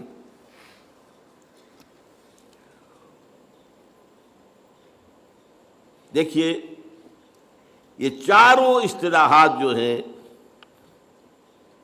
ہم نے ہمارے مفسرین نے ان کے اندر مغایرت پیدا کی ہے. یہ ایک ہی شے ہے، ان چاروں کا مرکز محور قرآن ہے. یتلو علیہم آیاتہ، یہ تو سب کو معلوم ہو گیا کہ قرآن ہے، اس میں تو کوئی شک نہیں نا. یعلمہم الکتاب، کتاب قرآن ہے، اس میں کوئی شک نہیں. تزکیہ، یہ بھی قرآن سے علیحدہ شے نہیں ہے. اور حکمت، یہ بھی قرآن سے باہر کی شے نہیں ہے. ذالک مما اوحی الیک ربک من الحکمہ، اے نبی یہ ہے وہ چیزیں جو آپ کے رب نے آپ پر نازل کی ہیں وحی کی حکمت میں سے. حکمت قرآن میں بھی ہے، کتاب قرآن میں بھی ہے. کتاب سے مراد میں بعد میں تفصیل سے بیان کروں گا، قانون ہے، لیکن حدیث نبی کے اندر بھی ہے. حکمت قرآن میں بھی ہے اور حدیث میں بھی ہے. اور تزکیے کے بارے میں جان لیجئے، ایکسکلوسیولی تزکیہ قرآن کا نام ہے. اب آئیے، یعنی یہاں ذرا حالی کا وہ شعر آپ یاد کر لیں کہ حضور کا اعلی انقلاب قرآن، لوگوں کو بدلنے کا ذریعہ قرآن، اتر کر ہرا سے سوئے قوم آیا اور ایک نسخہ کیمیا ساتھ آیا. پہلی چیز کیا ہے؟ تلاوت آیات. قرآن پڑھ پڑھ کر سناؤ، قرآن پڑھ پڑھ کر سناؤ، قرآن پڑھ پڑھ کر سناؤ. یہ یاد رکھیے، حضور نے کبھی کوئی لمبی تقریر نہیں کی، کبھی کوئی اپنا فلسفہ بیان نہیں کیا، کبھی کوئی آپ نے اپنا وعظ نہیں کہا. بہت کم شاذ، جہاں گئے قرآن سنا ہے. کوئی باہر سے آیا ہے قرآن سنا ہے، کہیں خود گئے ہیں قرآن سنا ہے. دس از دی اسٹارٹنگ پوائنٹ.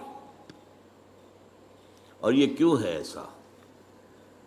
دیکھیے، یہ قرآن مردان کار کی تلاش اور فراہمی کا ذریعہ ہے. یہ روح انسانی کے لیے مقناطیس ہے. سرسری طور پر بھی قرآن سنایا جائے، کوئی چیز اگر کسی شخص کی فطرت مسخ نہیں ہو گئی ہے، پرورٹڈ نہیں ہو گئی ہے، کسی بھی صحت اور سلامتی برقرار ہے، وہ کھینچے گی، اس کشش محسوس کرے گی. وجہ کیا ہے؟ دونوں کا سورس ایک ہے، یہ گرائی ہے. روح ہماری کہاں سے آئی؟ اللہ سے. کلام کہاں سے آیا؟ قرآن، اللہ سے. از کجا می آئی آواز دوست، یہ میرے دوست کی آواز کہاں سے آ رہی ہے؟ اور وہ روح کھینچی جاتی ہے. ہاں، مردہ جو ہو چکے، جن کی روح مر چکی، جن کے جسم مقبرے بن چکے ہیں، چلتے پھرتے مقبرے ہیں، اندر روح دفن ہو چکی ہے، ان پر اثر نہیں ہوگا. ابو جہل پہ نہیں ہوگا، ابو لہب پر نہیں ہوگا. جس کی روح، مجھے یہ ڈر ہے دل زندہ تو نہ مر جائے، کہ زندگانی عبارت ہے تیرے جینے سے. اگر یہ روح اندر زندہ ہے، یہ کھینچے گی. یعنی اب اس کے لیے لفظ استعمال، سلیم الفطرت لوگوں کو کھینچنے کا ذریعہ قرآن ہے. اس کے لیے میری تقریروں میں ہمیشہ سے ہے، آج پھر مکمل بات ہو جائے. 5ویں جماعت میں پہلا سائنس کا تجربہ ہمیں کیا کرایا گیا کہ دیکھو یہ ہے مکسچر ہے ایک، اس میں لوہ چون بھی ہے، لوہے کا برادہ جو ہوتا ہے، جو لیتھ وغیرہ کے اوپر جب ہو رہا ہوتا ہے تو وہاں پر جو گر رہے ہوتے ہیں ذرات اور ٹکڑے، اور اس میں لکڑی کا برادہ ملا دیا گیا. علیحدہ کرو. اب کیسے کریں؟ ایک ایک ذرہ ہٹائے اس کا، پھر بتایا دیکھو ایسے کرو، میگنیٹ لے لو، مقناطیس، اس کو چلاؤ، اس میں لوہے کے ذرے اس میں چمٹ جائیں گے، برادہ رہ جائے گا.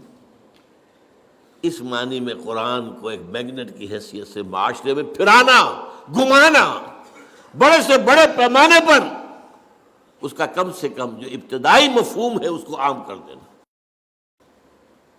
ایک ہے اس پر ریسرچ ہے، اس کے اندر گہرائیاں ہیں، اس کے لیے قوطہ زنی ہے، اس کے لیے بلندیوں میں جانا ہے، وہ نہیں. ابھی تو یہی ہے. یہ قرآن اپنی سطح کے اوپر جو شے رکھتا ہے، اس کا جو ایسنس ہے وہ اس کی سطح پر ہے، سطح پر ہے. جس کی مثال میں دیا کرتا ہوں کہ جیسے اگر سمندر میں کوئی ٹینکر جو ہے، آئل ٹینکر، وہ ٹوٹ جائے تو جو اس میں سے تیل نکلے گا وہ کہاں جائے گا؟ سطح پر رہے گا، اندر نیچے تو نہیں جائے گا نا، وہ سرفیس پر رہے گا. تو قرآن کی وہ جو ہے روح کو کھینچ لینے والی شے جو ہے وہ اس کی سطح پر ہے۔ وَلَقَدْ يَسَّرْنَا الْقُرْآنَ لِلذِّكْرِ فَهَلْ مِن مُدَّكِرٍ، یاد آتا ہے کوئی از کجا بھی آئے دین آواز دوست، یہ قرآن سے کھنچتے ہیں۔ تو قرآن کو گھماؤ پھراؤ اس میگنیٹ کے طریقے سے زیادہ بڑے پیمانے پر، تاکہ سلیم الفطرت لوگ جو ہے وہ کھنچ کر چلے آئے۔ اور آپ کو معلوم ہے قرآن مجید میں ذکر ہے جنات کی ایک جماعت نے ایک دفعہ قرآن سنا ہے اور ایسے پختہ مومن بن گئے، داعی بن گئے۔ قُلْ أُوحِيَ إِلَيَّ أَنَّهُ اسْتَمَعَ نَفَرٌ مِّنَ الْجِنِّ فَقَالُوا إِنَّا سَمِعْنَا قُرْآنًا عَجَبًا يَهْدِي إِلَى الرُّشْدِ فَآمَنَّا بِهِ۔ یہ قرآن اس کی یہ تاثیر ہے۔ تو یتلو علیہم آیاتہ ہی سے میں نے آپ کے سامنے رکھا، معاشرے میں سے صالح جو فطرت اور سلیم الفطرت لوگ ہیں انہیں کھینچنے کے لیے قرآن کو ذریعہ بنا۔ اب اگلا مرحلہ آیا ہے اور یہ ہے بہت اہم، تزکیہ۔ تزکیہ جس کے بارے میں بدقسمتی سے ہمارے ہاں خانقاہی نظام آ گیا، افلاطونی نظام آ گیا، نیو پلیٹونک نظام آ گیا، ہندوؤں کے جو ہے سنیاس وغیرہ سے آ گئے، یہ آ گیا وہ آ گیا۔ یہاں تو موسیقی کا روایت ہے، ہمارے صوفیوں نے موسیقی اختیار کر لی، کاہے کے لیے؟ وہ اللہ کے بندو، قرآن سے بڑی موسیقی کوئی نہیں تھی، دی ڈیوائن میوزک۔ تم نے اس موسیقی کے اندر لوگوں کو پاگل کیا ہے، دھمال کھیلتے ہیں اور انہیں حال آتا ہے کیا؟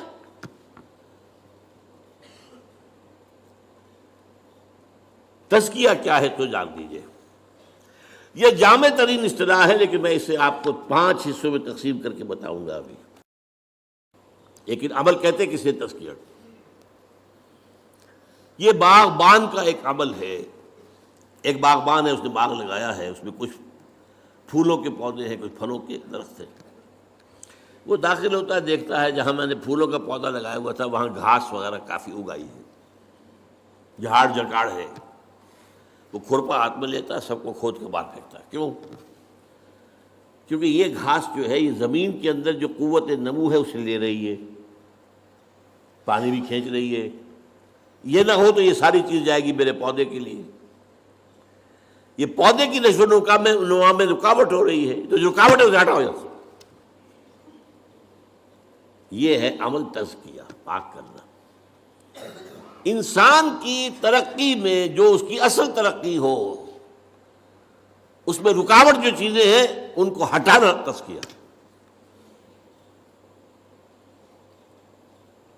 اب دیکھیے انسان ایک تو میں آپ جو ظاہر ہے نظر آ رہے ہیں، ہاتھ پاؤں ہیں، ہمارا ظاہری جسم ہے، ظاہری وجود ہے۔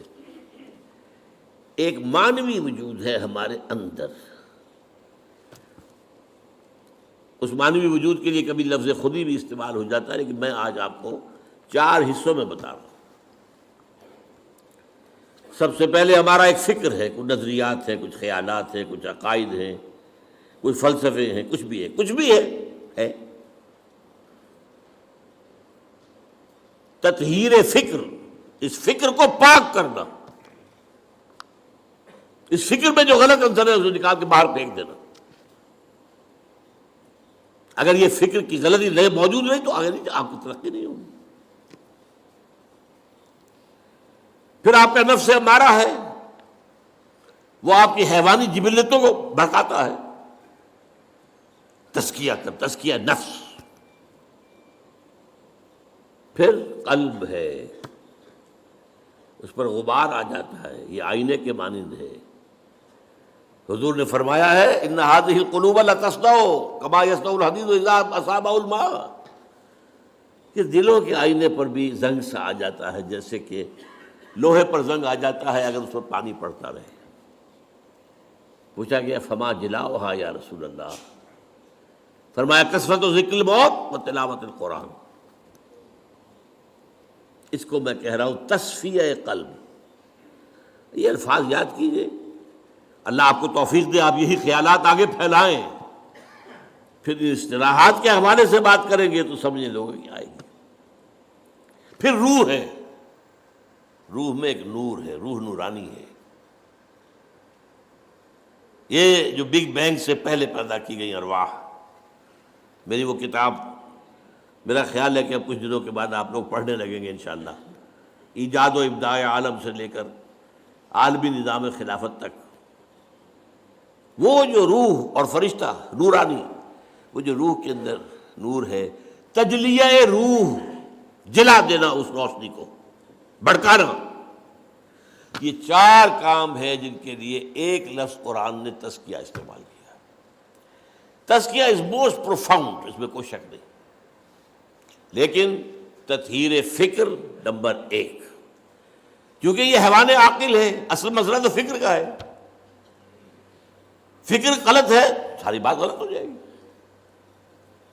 تطہیر فکر، تزکیہ نفس، تصفیہ قلب، تجلیہ روح، اور یہ کس سے ہوگا؟ صرف قرآن سے۔ نوٹ کر لیجیے اس سے۔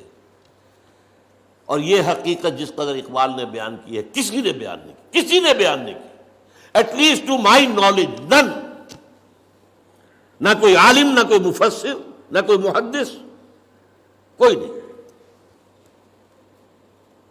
گر تمی خواہی مسلماں زیستن، نیست ممکن جز بے قرآن زیستن۔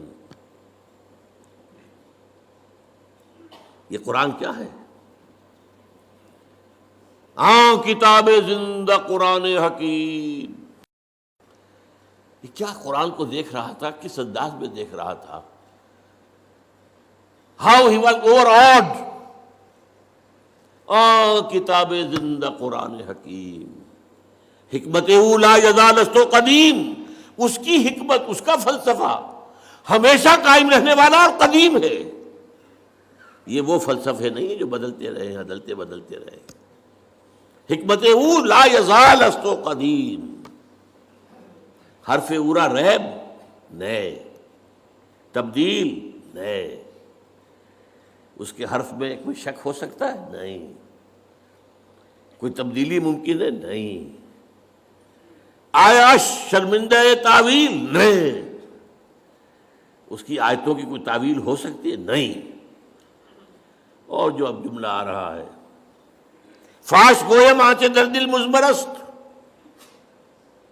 صاحب بتا دوں جو میرے دل میں چھپا ہوا ہے، یہ کتابیں نیست چیزیں دیگر است۔ اسے کتاب نہ سمجھے، کچھ اور ہے۔ تو اللہ کا کلام ہے بھائی، کلام صفت ہوتا ہے، یہ صفت ہے اللہ کی، لہذا اس کے بھی اوصاف وہی ہیں۔ مثل حق پنہاں ہم پیداستو، جیسے اللہ ہے هو الاول والآخر والظاہر والباطن، ایسے ہی یہ قرآن، یہ ظاہر بھی ہے، چھپا ہوا بھی ہے۔ اس کی سطح پر اس کا پیغام ہے، اس کی گہرائیوں میں اس کی حکمت ہے۔ حکمت تک رسائی کرنی ہے، غوطہ زنی کرنی پڑے گی، پوری زندگیاں لگانی ہوگی۔ ہاں، سبق حاصل کرنا ہے، تذکر وہ سطح پر بھی ہو جائے گا۔ مثل حق پنہاں ہم پیداستو، زندہ و پائندہ و گویاستو، زندہ و پائندہ، الحی القیوم، یہ اللہ کی صفات ہے، اللہ کے نام، وہی شان اس قرآن کی ہے۔ اب آخری شعر ہے، یہ ہے اصل میں جس کا چوں بجاں در رفت جاں دیگر شود۔ جب یہ قرآن کسی کے اندر اتر جاتا ہے، یہ اندر کا اترنا، دماغ سے اترا، قلب سے اترا، روح میں اترا، نفس پر جا کر اس نے قدغنیں لگائی، چوں بجاں در رفت جہاں دیگر شود، اندر کا انقلاب آ گیا۔ Now he is a changed person altogether۔ قرآن سے زندہ و پائندہ و گویاستو، چوں بجاں در رفت جہاں دیگر شود، جہاں چوں دیگر شد جہاں دیگر شود۔ خاص طور پر تزکیہ نفس کے حوالے سے تو میں حیران ہوں، اقبال کہاں تک پہنچا ہے۔ حضور کی 2 حدیثوں کو جمع کر دیا اپنے اشعار کے اندر۔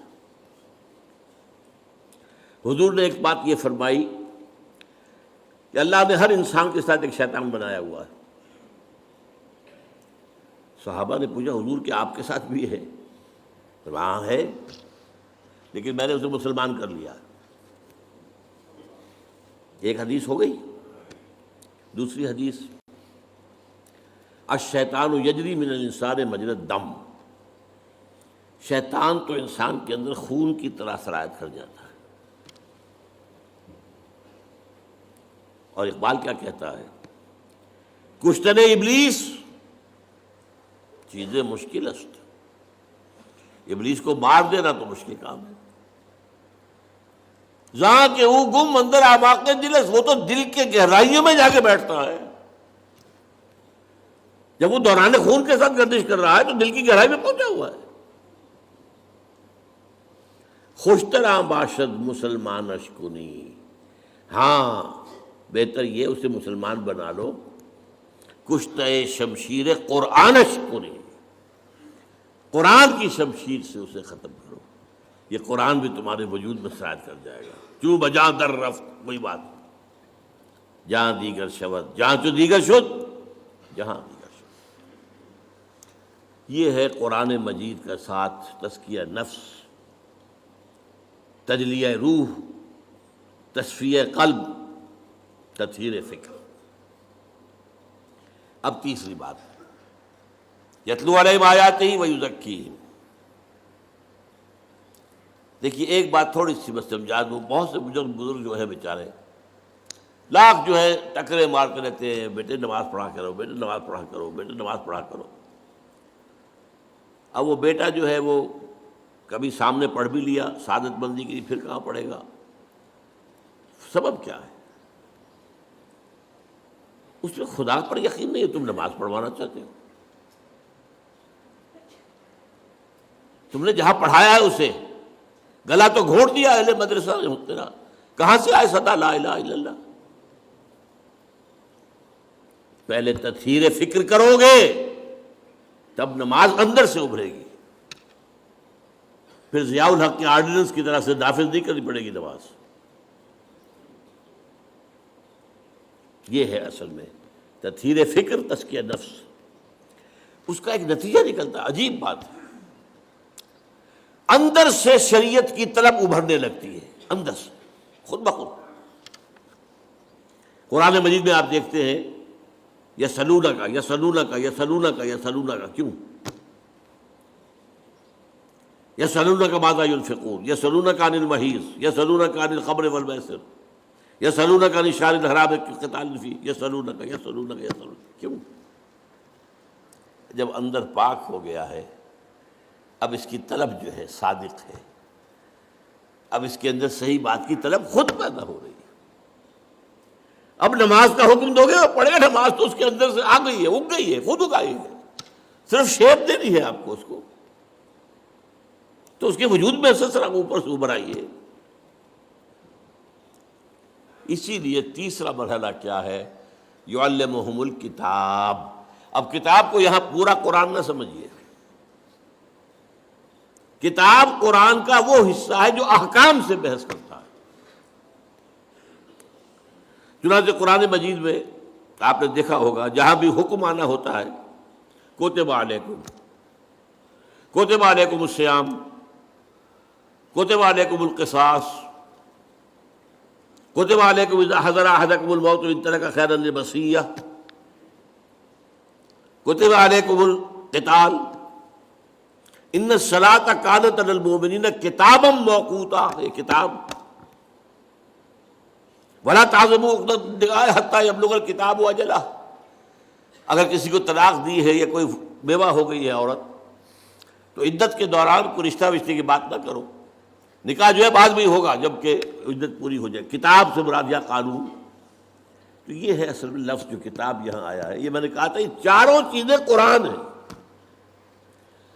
آیات قرآنیہ وہ تطہیر فکر کا ذریعہ بنتی ہے، تزکیہ نفس کا ذریعہ بنتی ہے جب وہ اندر گھستا ہے۔ اور اب جو طلب پیدا ہوئی، ہمیں بتایا جائے، ہمیں بتایا جائے، ہمیں بتایا جائے، ظاہر بات ہے جب ان کی طلب کے اوپر بتایا جائے گا تب ان کے اوپر کوئی جبر کرنے کی تو ضرورت پیش نہیں آئے گی، وہ اندر سے ابھرے گا۔ شریعت خود بخود گویا کہ اب کھیتی تیار ہے، بیج ڈالو، جب کھیتی تیار نہیں ہے، اندر خبث بھرا ہوا ہے، جو آپ کی مٹی ہے وہی اس کے اندر ہی خرابی ہے، تو آپ کا بیج بھی ضائع جائے گا۔ حل آپ نے چرائے نہیں، بیج ڈالا ہے، تو کیا ہوگا؟ یہ کام یتلو علیہم آیاتہ ویزکیہم ویعلمہم الکتاب، یہی وجہ ہے آپ دیکھیے شروع میں احکام کیوں نہیں آئے؟ شروع میں وہ کام ہو رہا ہے، یتلو علیہم آیاتہ ویزکیہم، یہ دو کام مکے میں ہو رہے ہیں۔ یعلمہم الکتاب مدینے میں آ کر ہو رہا ہے۔ سورہ بقرہ سے شروع ہو رہی ہے شریعت، سورہ نساء، سورہ مائدہ، شریعت کی ہے۔ تو یعلمہم الکتاب، اور جو سب سے چوٹی کا معاملہ ہے والحکمہ، یہ حکمہ جو ہے میں آپ کو اشارہ کر چکا ہوں، آج کے دور کی ہائیسٹ شے یہ حکمت ہے۔ لیکن ابھی جب کہ انسان اپنے شعور کی منزلیں طے کر رہا تھا، پہلے تفصیل سے آ چکی ہیں یہ باتیں، حکمت وہاں تھی ہی نہیں، احکام ہی احکام تھے۔ دی 10 کمانڈمنٹس، حضرت موسیٰ کے عہد تک کا معاملہ یہ ہے۔ حکمت پہلی مرتبہ لفظ آتا ہے انجیل کے لیے، یعلمہم الکتاب والحکمہ والتوراۃ والانجیل۔ تورات صرف احکام، انجیل میں حکمت بھی ہے، قرآن میں آیات بھی ہیں، تزکیہ کا عمل بھی ہے، قانون بھی ہے، حکمت بھی ہے۔ حکمت کسے کہتے ہیں؟ پہلی بات تو یہ کہ حکمت بھی کوئی قرآن سے باہر کی شے نہیں ہے، بلکہ اس کا جزو لا ینفک ہے۔ سورہ بقرہ میں فرمایا یؤتی الحکمۃ من یشاء ومن یؤت الحکمۃ فقد اوتی خیرا کثیرا، اللہ جسے چاہتا ہے حکمت عطا کرتا ہے، اور جسے حکمت عطا کر دی جائے اس کو تو بہت بڑا خیر عطا کر دیا گیا۔ اس کو فرمایا سورہ بنی اسرائیل میں ذالک مما اوحی الیک ربک من الحکمہ، اے نبی یہ ہیں وہ باتیں جو حکمت کے قبیل سے ہم آپ کے رب نے آپ پر وحی کی۔ تو چاروں چیزیں قرآن میں، البتہ حکمت کو اب سمجھیے کہتے کسے ہے حکمت؟ حکمہ، کوئی چیز مضبوط ہو گئی، پختہ ہو گئی، اسی سے نظم استحکام، استحکام، کوئی چیز مضبوط ہے، وہ اپنے خلاف اقدام کا دفاع کر سکتی ہے، مستحکم طاقت۔ یہ ہے در حقیقت تعلیم و تربیت محمدی صلی اللہ علیہ وسلم کا درجہ خصوصی۔ حکمت کا ہر شخص اہل نہیں ہوتا، اور عرب قوم بحیثیت مجموعی حکمت کی اہل نہیں تھی، اسی لیے حضور نے سلمان فارسی کی طرف اشارہ کیا تھا کہ حکمت چاہے سریا پر بھی ہوگی، اس کی قوم کا کوئی شخص اس کو لے آئے گا۔ اور گمان یہی ہے کہ یہ حضرت امام ابو حنیفہ رحمۃ اللہ علیہ کے، اس لیے کہ عرب جو ہے فلسفی نہیں تھے، منطقی نہیں تھے، سلیم الفطرت لوگ، فطرت کے ساتھ ہم آہنگی یہ تھی، لہذا قرآن کی دعوت ان کے دل میں جا کر لگ گئی۔ ایرانی فلسفی تھے، یونانی فلسفی تھے، ہندی فلسفی تھے، چینی فلسفی تھے۔ پھر جب قرآن مجید آیا ہے تو پھر ظاہر بات ہے کہ حضور کے بھی ساتھیوں میں سے کچھ تھے کہ جن کو اللہ تعالیٰ نے یہ حکمت دی ہے۔ وہ میں نے کہا بحیثیت مجموعی عرب قوم کا مزاج جو ہے وہ فلسفیانہ اور حکمت والا نہیں تھا، ان میں عمل کا مادہ، جوش، جذبہ، ایک بات مان لی ہے اب جان دے دیں گے، زبان دے دی ہے اب وعدہ خلافی نہیں کریں گے، مہمان آ گیا خود بھوکے رہ جائیں گے اسے کھلائیں گے، باپ کا قاتل بھی آ گیا پناہ مانگ لی ہے تو پھر اب اسے کچھ نہیں کہیں گے، حرم میں دیکھ لیا باپ کے قاتل کو کچھ نہیں کہیں گے، یہ حرم میں، یہ ان کے اوصاف کچھ تھے، فطرت کے قریب تھے لوگ، لیکن حکمت نہیں۔ لیکن البتہ جو بدقسمتی ہماری ہوئی ہے، ہمارے ہاں قرآن مجید بہت جلد بیک گراؤنڈ میں چلا گیا، میری ایک کتاب ہے دعوت رجوع القرآن کا منظر اور پس منظر، اس میں 6 صفحے کا ایک مضمون ہے جو مجھے بہت عزیز ہے، بہت عزیز ہے۔ حضور کے زمانے میں 2 ہی چیزیں تھیں اصل، ایک ہاتھ میں قرآن، ایک میں تلوار، خلاص۔ قرآن سے ایمان، ایمان سے جہاد، درمیان میں جنکشن کیا ہے؟ قلب۔ قرآن سے ایمان اور ایمان کا منظر جہاد۔ انما المؤمنون الذين آمنوا بالله ورسوله ثم لم يرتابوا وجاهدوا باموالهم وانفسهم في سبيل الله۔ بعد میں جب حکومت بڑی قائم ہو گئی، سلطنت بن گئی، اب زیادہ اہمیت ہو گئی قانون کی۔ جہاد کا مطلب بھی کیا ہوا؟ دفاع، یا اور مزید فتح کر کے اپنی حکومتیں بڑھانا بادشاہوں کی۔ یہ نوعیتیں بدل گئی ہے، ایمفیسس بدل گیا۔ اس کے بعد علم میں قرآن پیچھے، حدیث اور فقہ آگے۔ یہ جگہ ظاہر بات ہے کہ معاشرہ ہے، اس میں قانون ہے، اس میں لین دین ہے، قانون چاہیے، قاضی چاہیے اور مفتی چاہیے، وہ اصل تو ڈیمانڈ ان کی ہوگی۔ لہذا gradually and gradually Quran faded into the back ground, یہاں تک کہ قرآن مجید بن گیا صرف حصول ثواب یا ایصال ثواب کا ذریعہ۔ خاص طور پر بدقسمتی جو ہوئی ہے وہ ہم ہندیوں کی ہوئی ہے، ہندوستانی۔ دیکھیے عرب نکلا اسلام، دائیں بائیں، بائیں وہ گیا فلسطین کراس کیا، سینائی کراس کیا، مصر لیبیا ہوتے ہوتے ہوتے ہوتے ہوتے موریطانیہ۔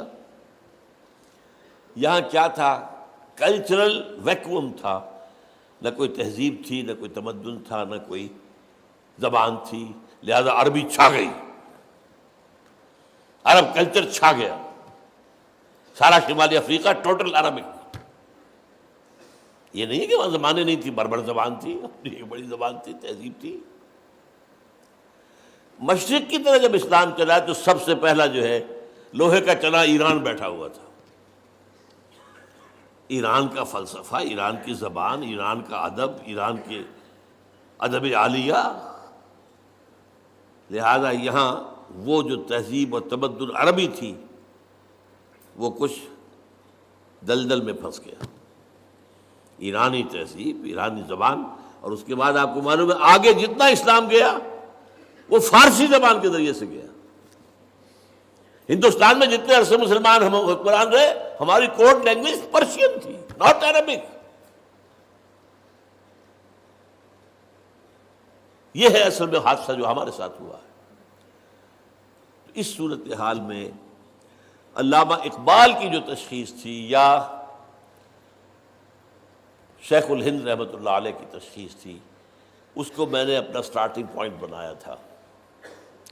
جب 5ویں جماعت میں پڑھتا تھا، مجھے میرے بڑے بھائی صاحب نے لا کے دی تھی بانگ درا، اور میں پڑھتا تھا اس کو، کچھ ترنم سے پڑھتا تھا، کچھ کیونکہ ترنم دے رکھا تھا اللہ نے مجھے، اب تو نہیں ہے، تھا کبھی تو سمجھ میں آتا بھی تھا، نہیں بھی آتا تھا، لیکن ایک شعر چپک گیا، وہ زمانے میں معزز تھے مسلمان ہو کر اور تم خار ہوئے تاریک قرآن ہو کر۔ دس از دی essential ریزن، زوال اسلام قرآن مجید سے دوری۔ خاص طور پر بادشاہوں نے پردے ڈالے قرآن پر، علماء نے پردے ڈالے قرآن پر۔ اب ہم اگر قرآن پڑھیں گے تو ہمیں جانچیں گے یہ کون لوگ ہیں، ان کا کردار تو وہ نہیں ہے جو قرآن پیش کر رہا ہے۔ لہذا بہتر ہے یہی بہتر الہیات میں الجھا رہے، یہ کتاب اللہ کی تعویلات میں الجھا رہے، اور فلسفہ، جب قرآن کا فلسفہ ختم ہوا، حکمت ختم ہوئی، تو فلسفہ یونان آ گیا، اس کے ڈنکے بجے۔ اب اس کے بعد ہر شخص پڑھا لکھا وہی ہے جو فلسفہ یونان کا جاننے والا ہے، خواہ وہ آئیڈیلزم ہے اور خواہ وہ ریئلزم ہے۔ یہ ہے اصل میں ہمارے ساتھ جو حادثہ ہوا۔ اقبال وہ شخص ہے کہ جس نے کہا کہ یہ سارا معاملہ اب اگر گر تمی خواہی مسلمان زیستن نیست ممکن جز قرآن زیستن. پلٹو اس کی طرف. اور فارسی میں جو بات اس نے کہی، خار از محجوری قرآن شدی، اے مسلمان امت تو جو ذلیل اور خار ہوئی ہے وہ قرآن کو ترک کرنے کے باعث. شکوہ سنجے گردش دوران شدی، خام خواہ شکوہ آسمان کا، گردش فلک یا دوسروں کا شکوہ. اے چو شبنم بر زمین افتندئی در بغل داری کتابیں. یہ کتاب زندہ ہی ہے، اسی کے لیے رجوع. یہ میں نے جو اپنے 50 برس بسر کیے ہیں علی وجہ البصیرت کیے ہیں، یوں نہیں کیا ہے. یہ کوئی میرا پیشہ نہیں تھا، یہ کوئی میرا جو ہے، میں کوئی دارالعلوموں کے پاس جو ہے فارغ التحصیل نہیں تھا. یہ کوئی روایتی درس نہیں تھا، یہ روایتی درس نہیں ہے. یہ احیاء اسلام اگر اب ہونا ہے اور اب اگر کوئی پیش رفت ہونی ہے کہ وہ جو نظام خلافت ہے دنیا میں قائم ہو، تو اسی کے ذریعے سے ہو. اب تھوڑی سی بات کر کے بات ختم کر رہا ہوں. میں تربیت کے اندر تنظیم کا لفظ بھی آیا تھا، اس پر ابھی گفتگو نہیں ہوئی ہے. میں نے کہا تھا نا کہ انقلابی جماعت جب تک منظم نہ ہوگی اس کی تو فوج کی طرح کی تنظیم ہونی چاہیے. جیسے فوج میں ہوتا ہے کہ there is not to reason why, there is but to do and die. کوئی اگر سپاہی جو ہے پوچھے اپنے افسر سے کہ جناب پہلے مجھے بتائیے یہ حکم کیوں دے رہے ہیں آپ، واٹس دی وزڈم، کیا حکمت ہے اس میں، تو یہ فوج کہلائے گی، کیا کہلائے گا. یہ تمہیں ٹکرانا ہے حکومتوں سے، تمہیں انقلاب لانا ہے، اسٹیٹس کو ختم کرنا ہے. ظاہر بات ہے جو نظام ہے اسی کو پروٹیکشن دینے والے اوپر بیٹھے ہوئے ہیں. فوج بھی انہی کا حکم مانے گی، ایک حد تک تو مانے گی. ایک وقت میں آ کر البتہ ہو سکتا ہے وہ ہاتھ اٹھا دے کہ مزید ہم نہیں مار سکتے. کب تک ماریں گے؟ لیکن یہ کہ شروع میں تو مارے گی لازماً مارے گی. تو اگر تمہیں ان کا مقابلہ کرنا ہے تو یو ہیو ٹو بی، اسی طرح کا ڈسپلن ہونا چاہیے. آرمی ڈسپلن، ملٹری ڈسپلن اگر نہیں ہے تو آپ انقلابی عمل کی طرف آگے نہیں بڑھ سکتے. اور اس کا نام ہے قرآن مجید کی اصطلاح میں سمع و طاعت، لسن اینڈ اوبے. بالکل وہی انگریزی کا لفظ ہے، listen and obey. Charge of the light brigade ایک نظم مجھے بہت پسند ہے. کسی غالباً یہ جو خانہ جنگی تھی امریکہ کے اندر، اس کے دوران کا واقعہ ہے کہ 600 سواروں کا ایک دستہ تھا. اسے حکم دیا گیا چارج دی لائٹ بریگیڈ. یہ لائٹ بریگیڈ جو ہے چارج کرے، حملہ کرے. اور انہیں معلوم تھا cannons to left of them, cannons to right of them, cannons in front of them. اس میدان کے داہنی طرف بھی توپیں لگی ہوئی تھی، بائیں طرف بھی توپیں لگی ہوئی تھی، سامنے بھی توپیں تھی. Volleyed and thundered. توپیں جو ہے وہ گولوں کے بوچھار کر رہے ہیں، اور تھنڈرڈ جو گولوں کی توپوں کی آواز ہوتی ہے. تو خیال یہی ہوا کہ someone has blundered، کسی نے بڑی غلطی کی. But there's not to reason why, there's but to do and die. So into the valley of death rode the 600. 600 کے 600 ختم. آرمی اس کا نام ہے. اس نظم جماعت کے لیے قرآن مجید نے سمع و طاعت کی اصطلاح استعمال کی. البتہ اس میں تربیت کے 2 آتے ہیں مرحلے. پہلا مرحلہ کیا ہے؟ No formal organization whatsoever. You have come to believe in Muhammad sallallahu alaihi wasallam that he is the messenger of Allah. You have to obey him. That's all. ایمان کا تقاضا، یہ ایمان بالرسالت کے اوپر ہے کہ جو نظم قائم ہو رہا ہے. وہ تو معصوم ہے. ما ينطق عن الهوى ان هو الا وحی یوحی وما ارسلنا من رسول الا لیطاع باذن اللہ واطیعوا اللہ واطیعوا الرسول واطیعوا اللہ واطیعوا الرسول فإن تولیتم فإنما علی رسولنا البلاغ المبین. تو پہلی جو اطاعت ہے سمع و طاعت، وہ کسی فارمل بیعت وغیرہ کا ذکر نہیں ملتا ہے، بلکہ وہ صرف ایمان کا لازمی تقاضا حکم ماننا، سمپل. فطری لوگ تھے، اس کے بعد آگے انہیں کوئی اور دلیل کی ضرورت نہیں تھی. یہی وجہ ہے جو بہت ہی نازک مرحلہ آیا تھا غزوہ بدر سے پہلے. حضور نے جب ایک مجلس سے مشاورت منعقد کی ہے اور صاف کہہ دیا دیکھو مسلمانوں، ایک لشکر شمال سے آ رہا ہے، لشکر نہیں قافلہ، اور وہ مال غنیمت سے لدا پھدا ہوا، مال تجارت سے، اور اس کے بعد محافظ بھی تھوڑے سے 40-50 ہیں. ایک لشکر جنوب سے آ رہا ہے، کیل کانٹے سے لیس، اور اللہ کا وعدہ ہے کہ ان دو میں سے ایک ضرور تمہیں دے دے گا، تمہیں فتح دے دے گا. ناؤ ٹیل می، مجھے مشورہ دو، اشیرونی، کدھر چلے؟ ادھر چلے یا ادھر چلے؟ کچھ ہمارے جیسے لوگ بھی ہوں گے، ان کا کہ جی پہلے چلے قافلے کو لوٹ لیں، تھوڑے آدمی آسانی سے فتح ہو جائے. اور حضور دیکھیے ہمارے پاس تو تلواریں بھی نہیں ہیں، نیزے بھی نہیں ہیں، تو کم سے کم 50 ان کے جو آدمی ہیں ان کا ہتھیار تو ملے گا، پھر لشکر سے لڑ لیں گے. اب اللہ کی مشیت اور ہے، رسول کی مشیت وہی ہے جو اللہ کی ہے. بار بار کہہ رہے اشیرونی اشیرونی، مجھے مشورہ دو. مقداد ابن اسود کھڑے ہوئے، حضور ہمیں آپ موسیٰ کے ساتھی نہ سمجھیے جنہوں نے کہہ دیا تھا فَذَهَبَ أَنْتَ وَرَبُّكَ فَقَاتِلَا إِنَّ هَٰؤُلَاءِ قَاعِدُونَ. نہیں، آپ بسم اللہ کریں، جو آپ کا ارادہ ہو ہم حاضر ہیں. ابو بکر عمر ایک سے ایک بڑھ کر تقریریں کر رہے ہیں. حضور پھر بھی کہہ رہے اشیرونی، مجھے مشورہ دو. اب خیال آیا حضرت سعد کو رضی اللہ تعالیٰ عنہ، رئیس انصار. او یہ ہماری طرف اشارہ ہے. کانک تعنینا یا رسول اللہ، اے اللہ کے رسول، معلوم ہوتا ہے آپ کا روح سخن ہماری طرف. اس کی وجہ کیا تھی؟ بیعت عقبہ ثانیہ جو ہوئی تھی اس میں طے یہ تھا کہ اگر مدینے پر حملہ ہوا اور قریش مکہ آئے آپ کو ختم کرنے کے لیے تو ہم آپ کی حفاظت کریں گے جیسے اپنے اہل و عیال کی کرتے ہیں. That was the promise. ابھی مدینے پر حملہ ہوا نہیں ہے، یہ تو حضور پریمپٹ کر رہے ہیں، لہذا وہ جو ہے وعدہ وہ کور نہیں کر رہا اس کو. ادھر یہ ہے کہ 313 میں سے مہاجر تو وہ 80-85 تھے، باقی سارے انصاری تھے. قوت جو ہے میکسیمم جو ہے وہ انصار کی تھی. تب ان کا کانک تعنینا یا رسول اللہ، شاید آپ کا روح سخن ہماری طرف ہے.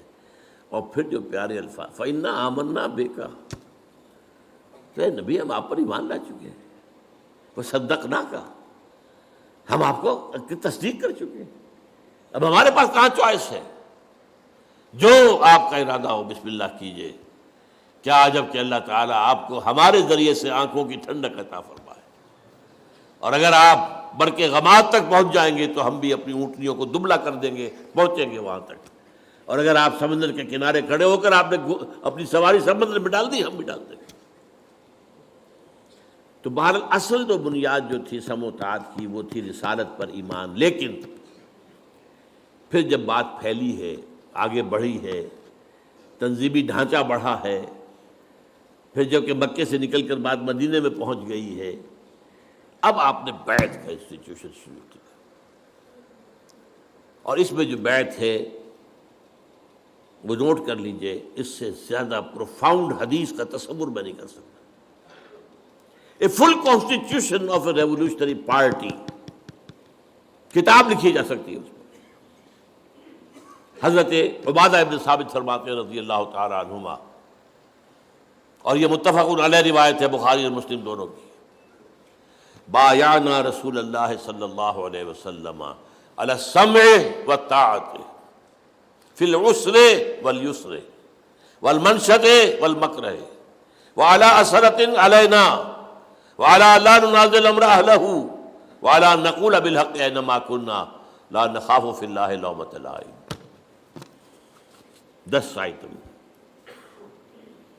ہم نے بیعت کی تھی اللہ کے رسول سے، آپ کا ہر حکم سنیں گے اور مانیں گے، چاہے مشکل ہو چاہے آسان، چاہے ہماری طبیعتیں آمادہ ہوں چاہے ہمیں اپنی طبیعتوں پر جبر کرنا پڑے. اگر آپ کی رائے بھی وہی ہے جو حضور کا حکم ہے تو آپ کا کشادہ ہوگا سینہ. اور اگر آپ کے خیال میں رائے کوئی بہتر کوئی اور تھی تو پھر یہ کہ آپ کو اپنی طبیعت پر جبر کرنا ہوگا، ماننا پڑے گا۔ چاہے آپ دوسروں کو ہم پر ترجیح دے دیں، ہم یہ نہیں کہیں گے کہ ہم آپ کے پرانے خادم یا آپ نے نیو کمر کو ہمارے اوپر امیر کیسے بنا دیا، اور جسے آپ امیر بنائیں گے ان سے بھی جھگڑیں گے نہیں، ان کی بھی اطاعت کریں گے۔ ہاں جہاں بھی ہوں گے ہم حق بات کہیں گے، ضرور مشورہ اپنا ضرور دیں گے، اور ہم کسی بھی ملامت کرنے والے کی ملامت کے خوف سے اپنی زبان بند نہیں رکھیں گے۔ This is the most profound constitution of حزب اللہ۔ اتنی لمبی حدیث، اور ہمارا افلاس، ہماری بدنصیبی، ہماری بدبختی کسی مذہبی جماعت کا بھی دستور یہ نہیں ہے۔ کس قدر ناقدری ہے، چھوٹی چھوٹی حدیثوں کے اوپر کفر کے فتوے دے رہے ہیں۔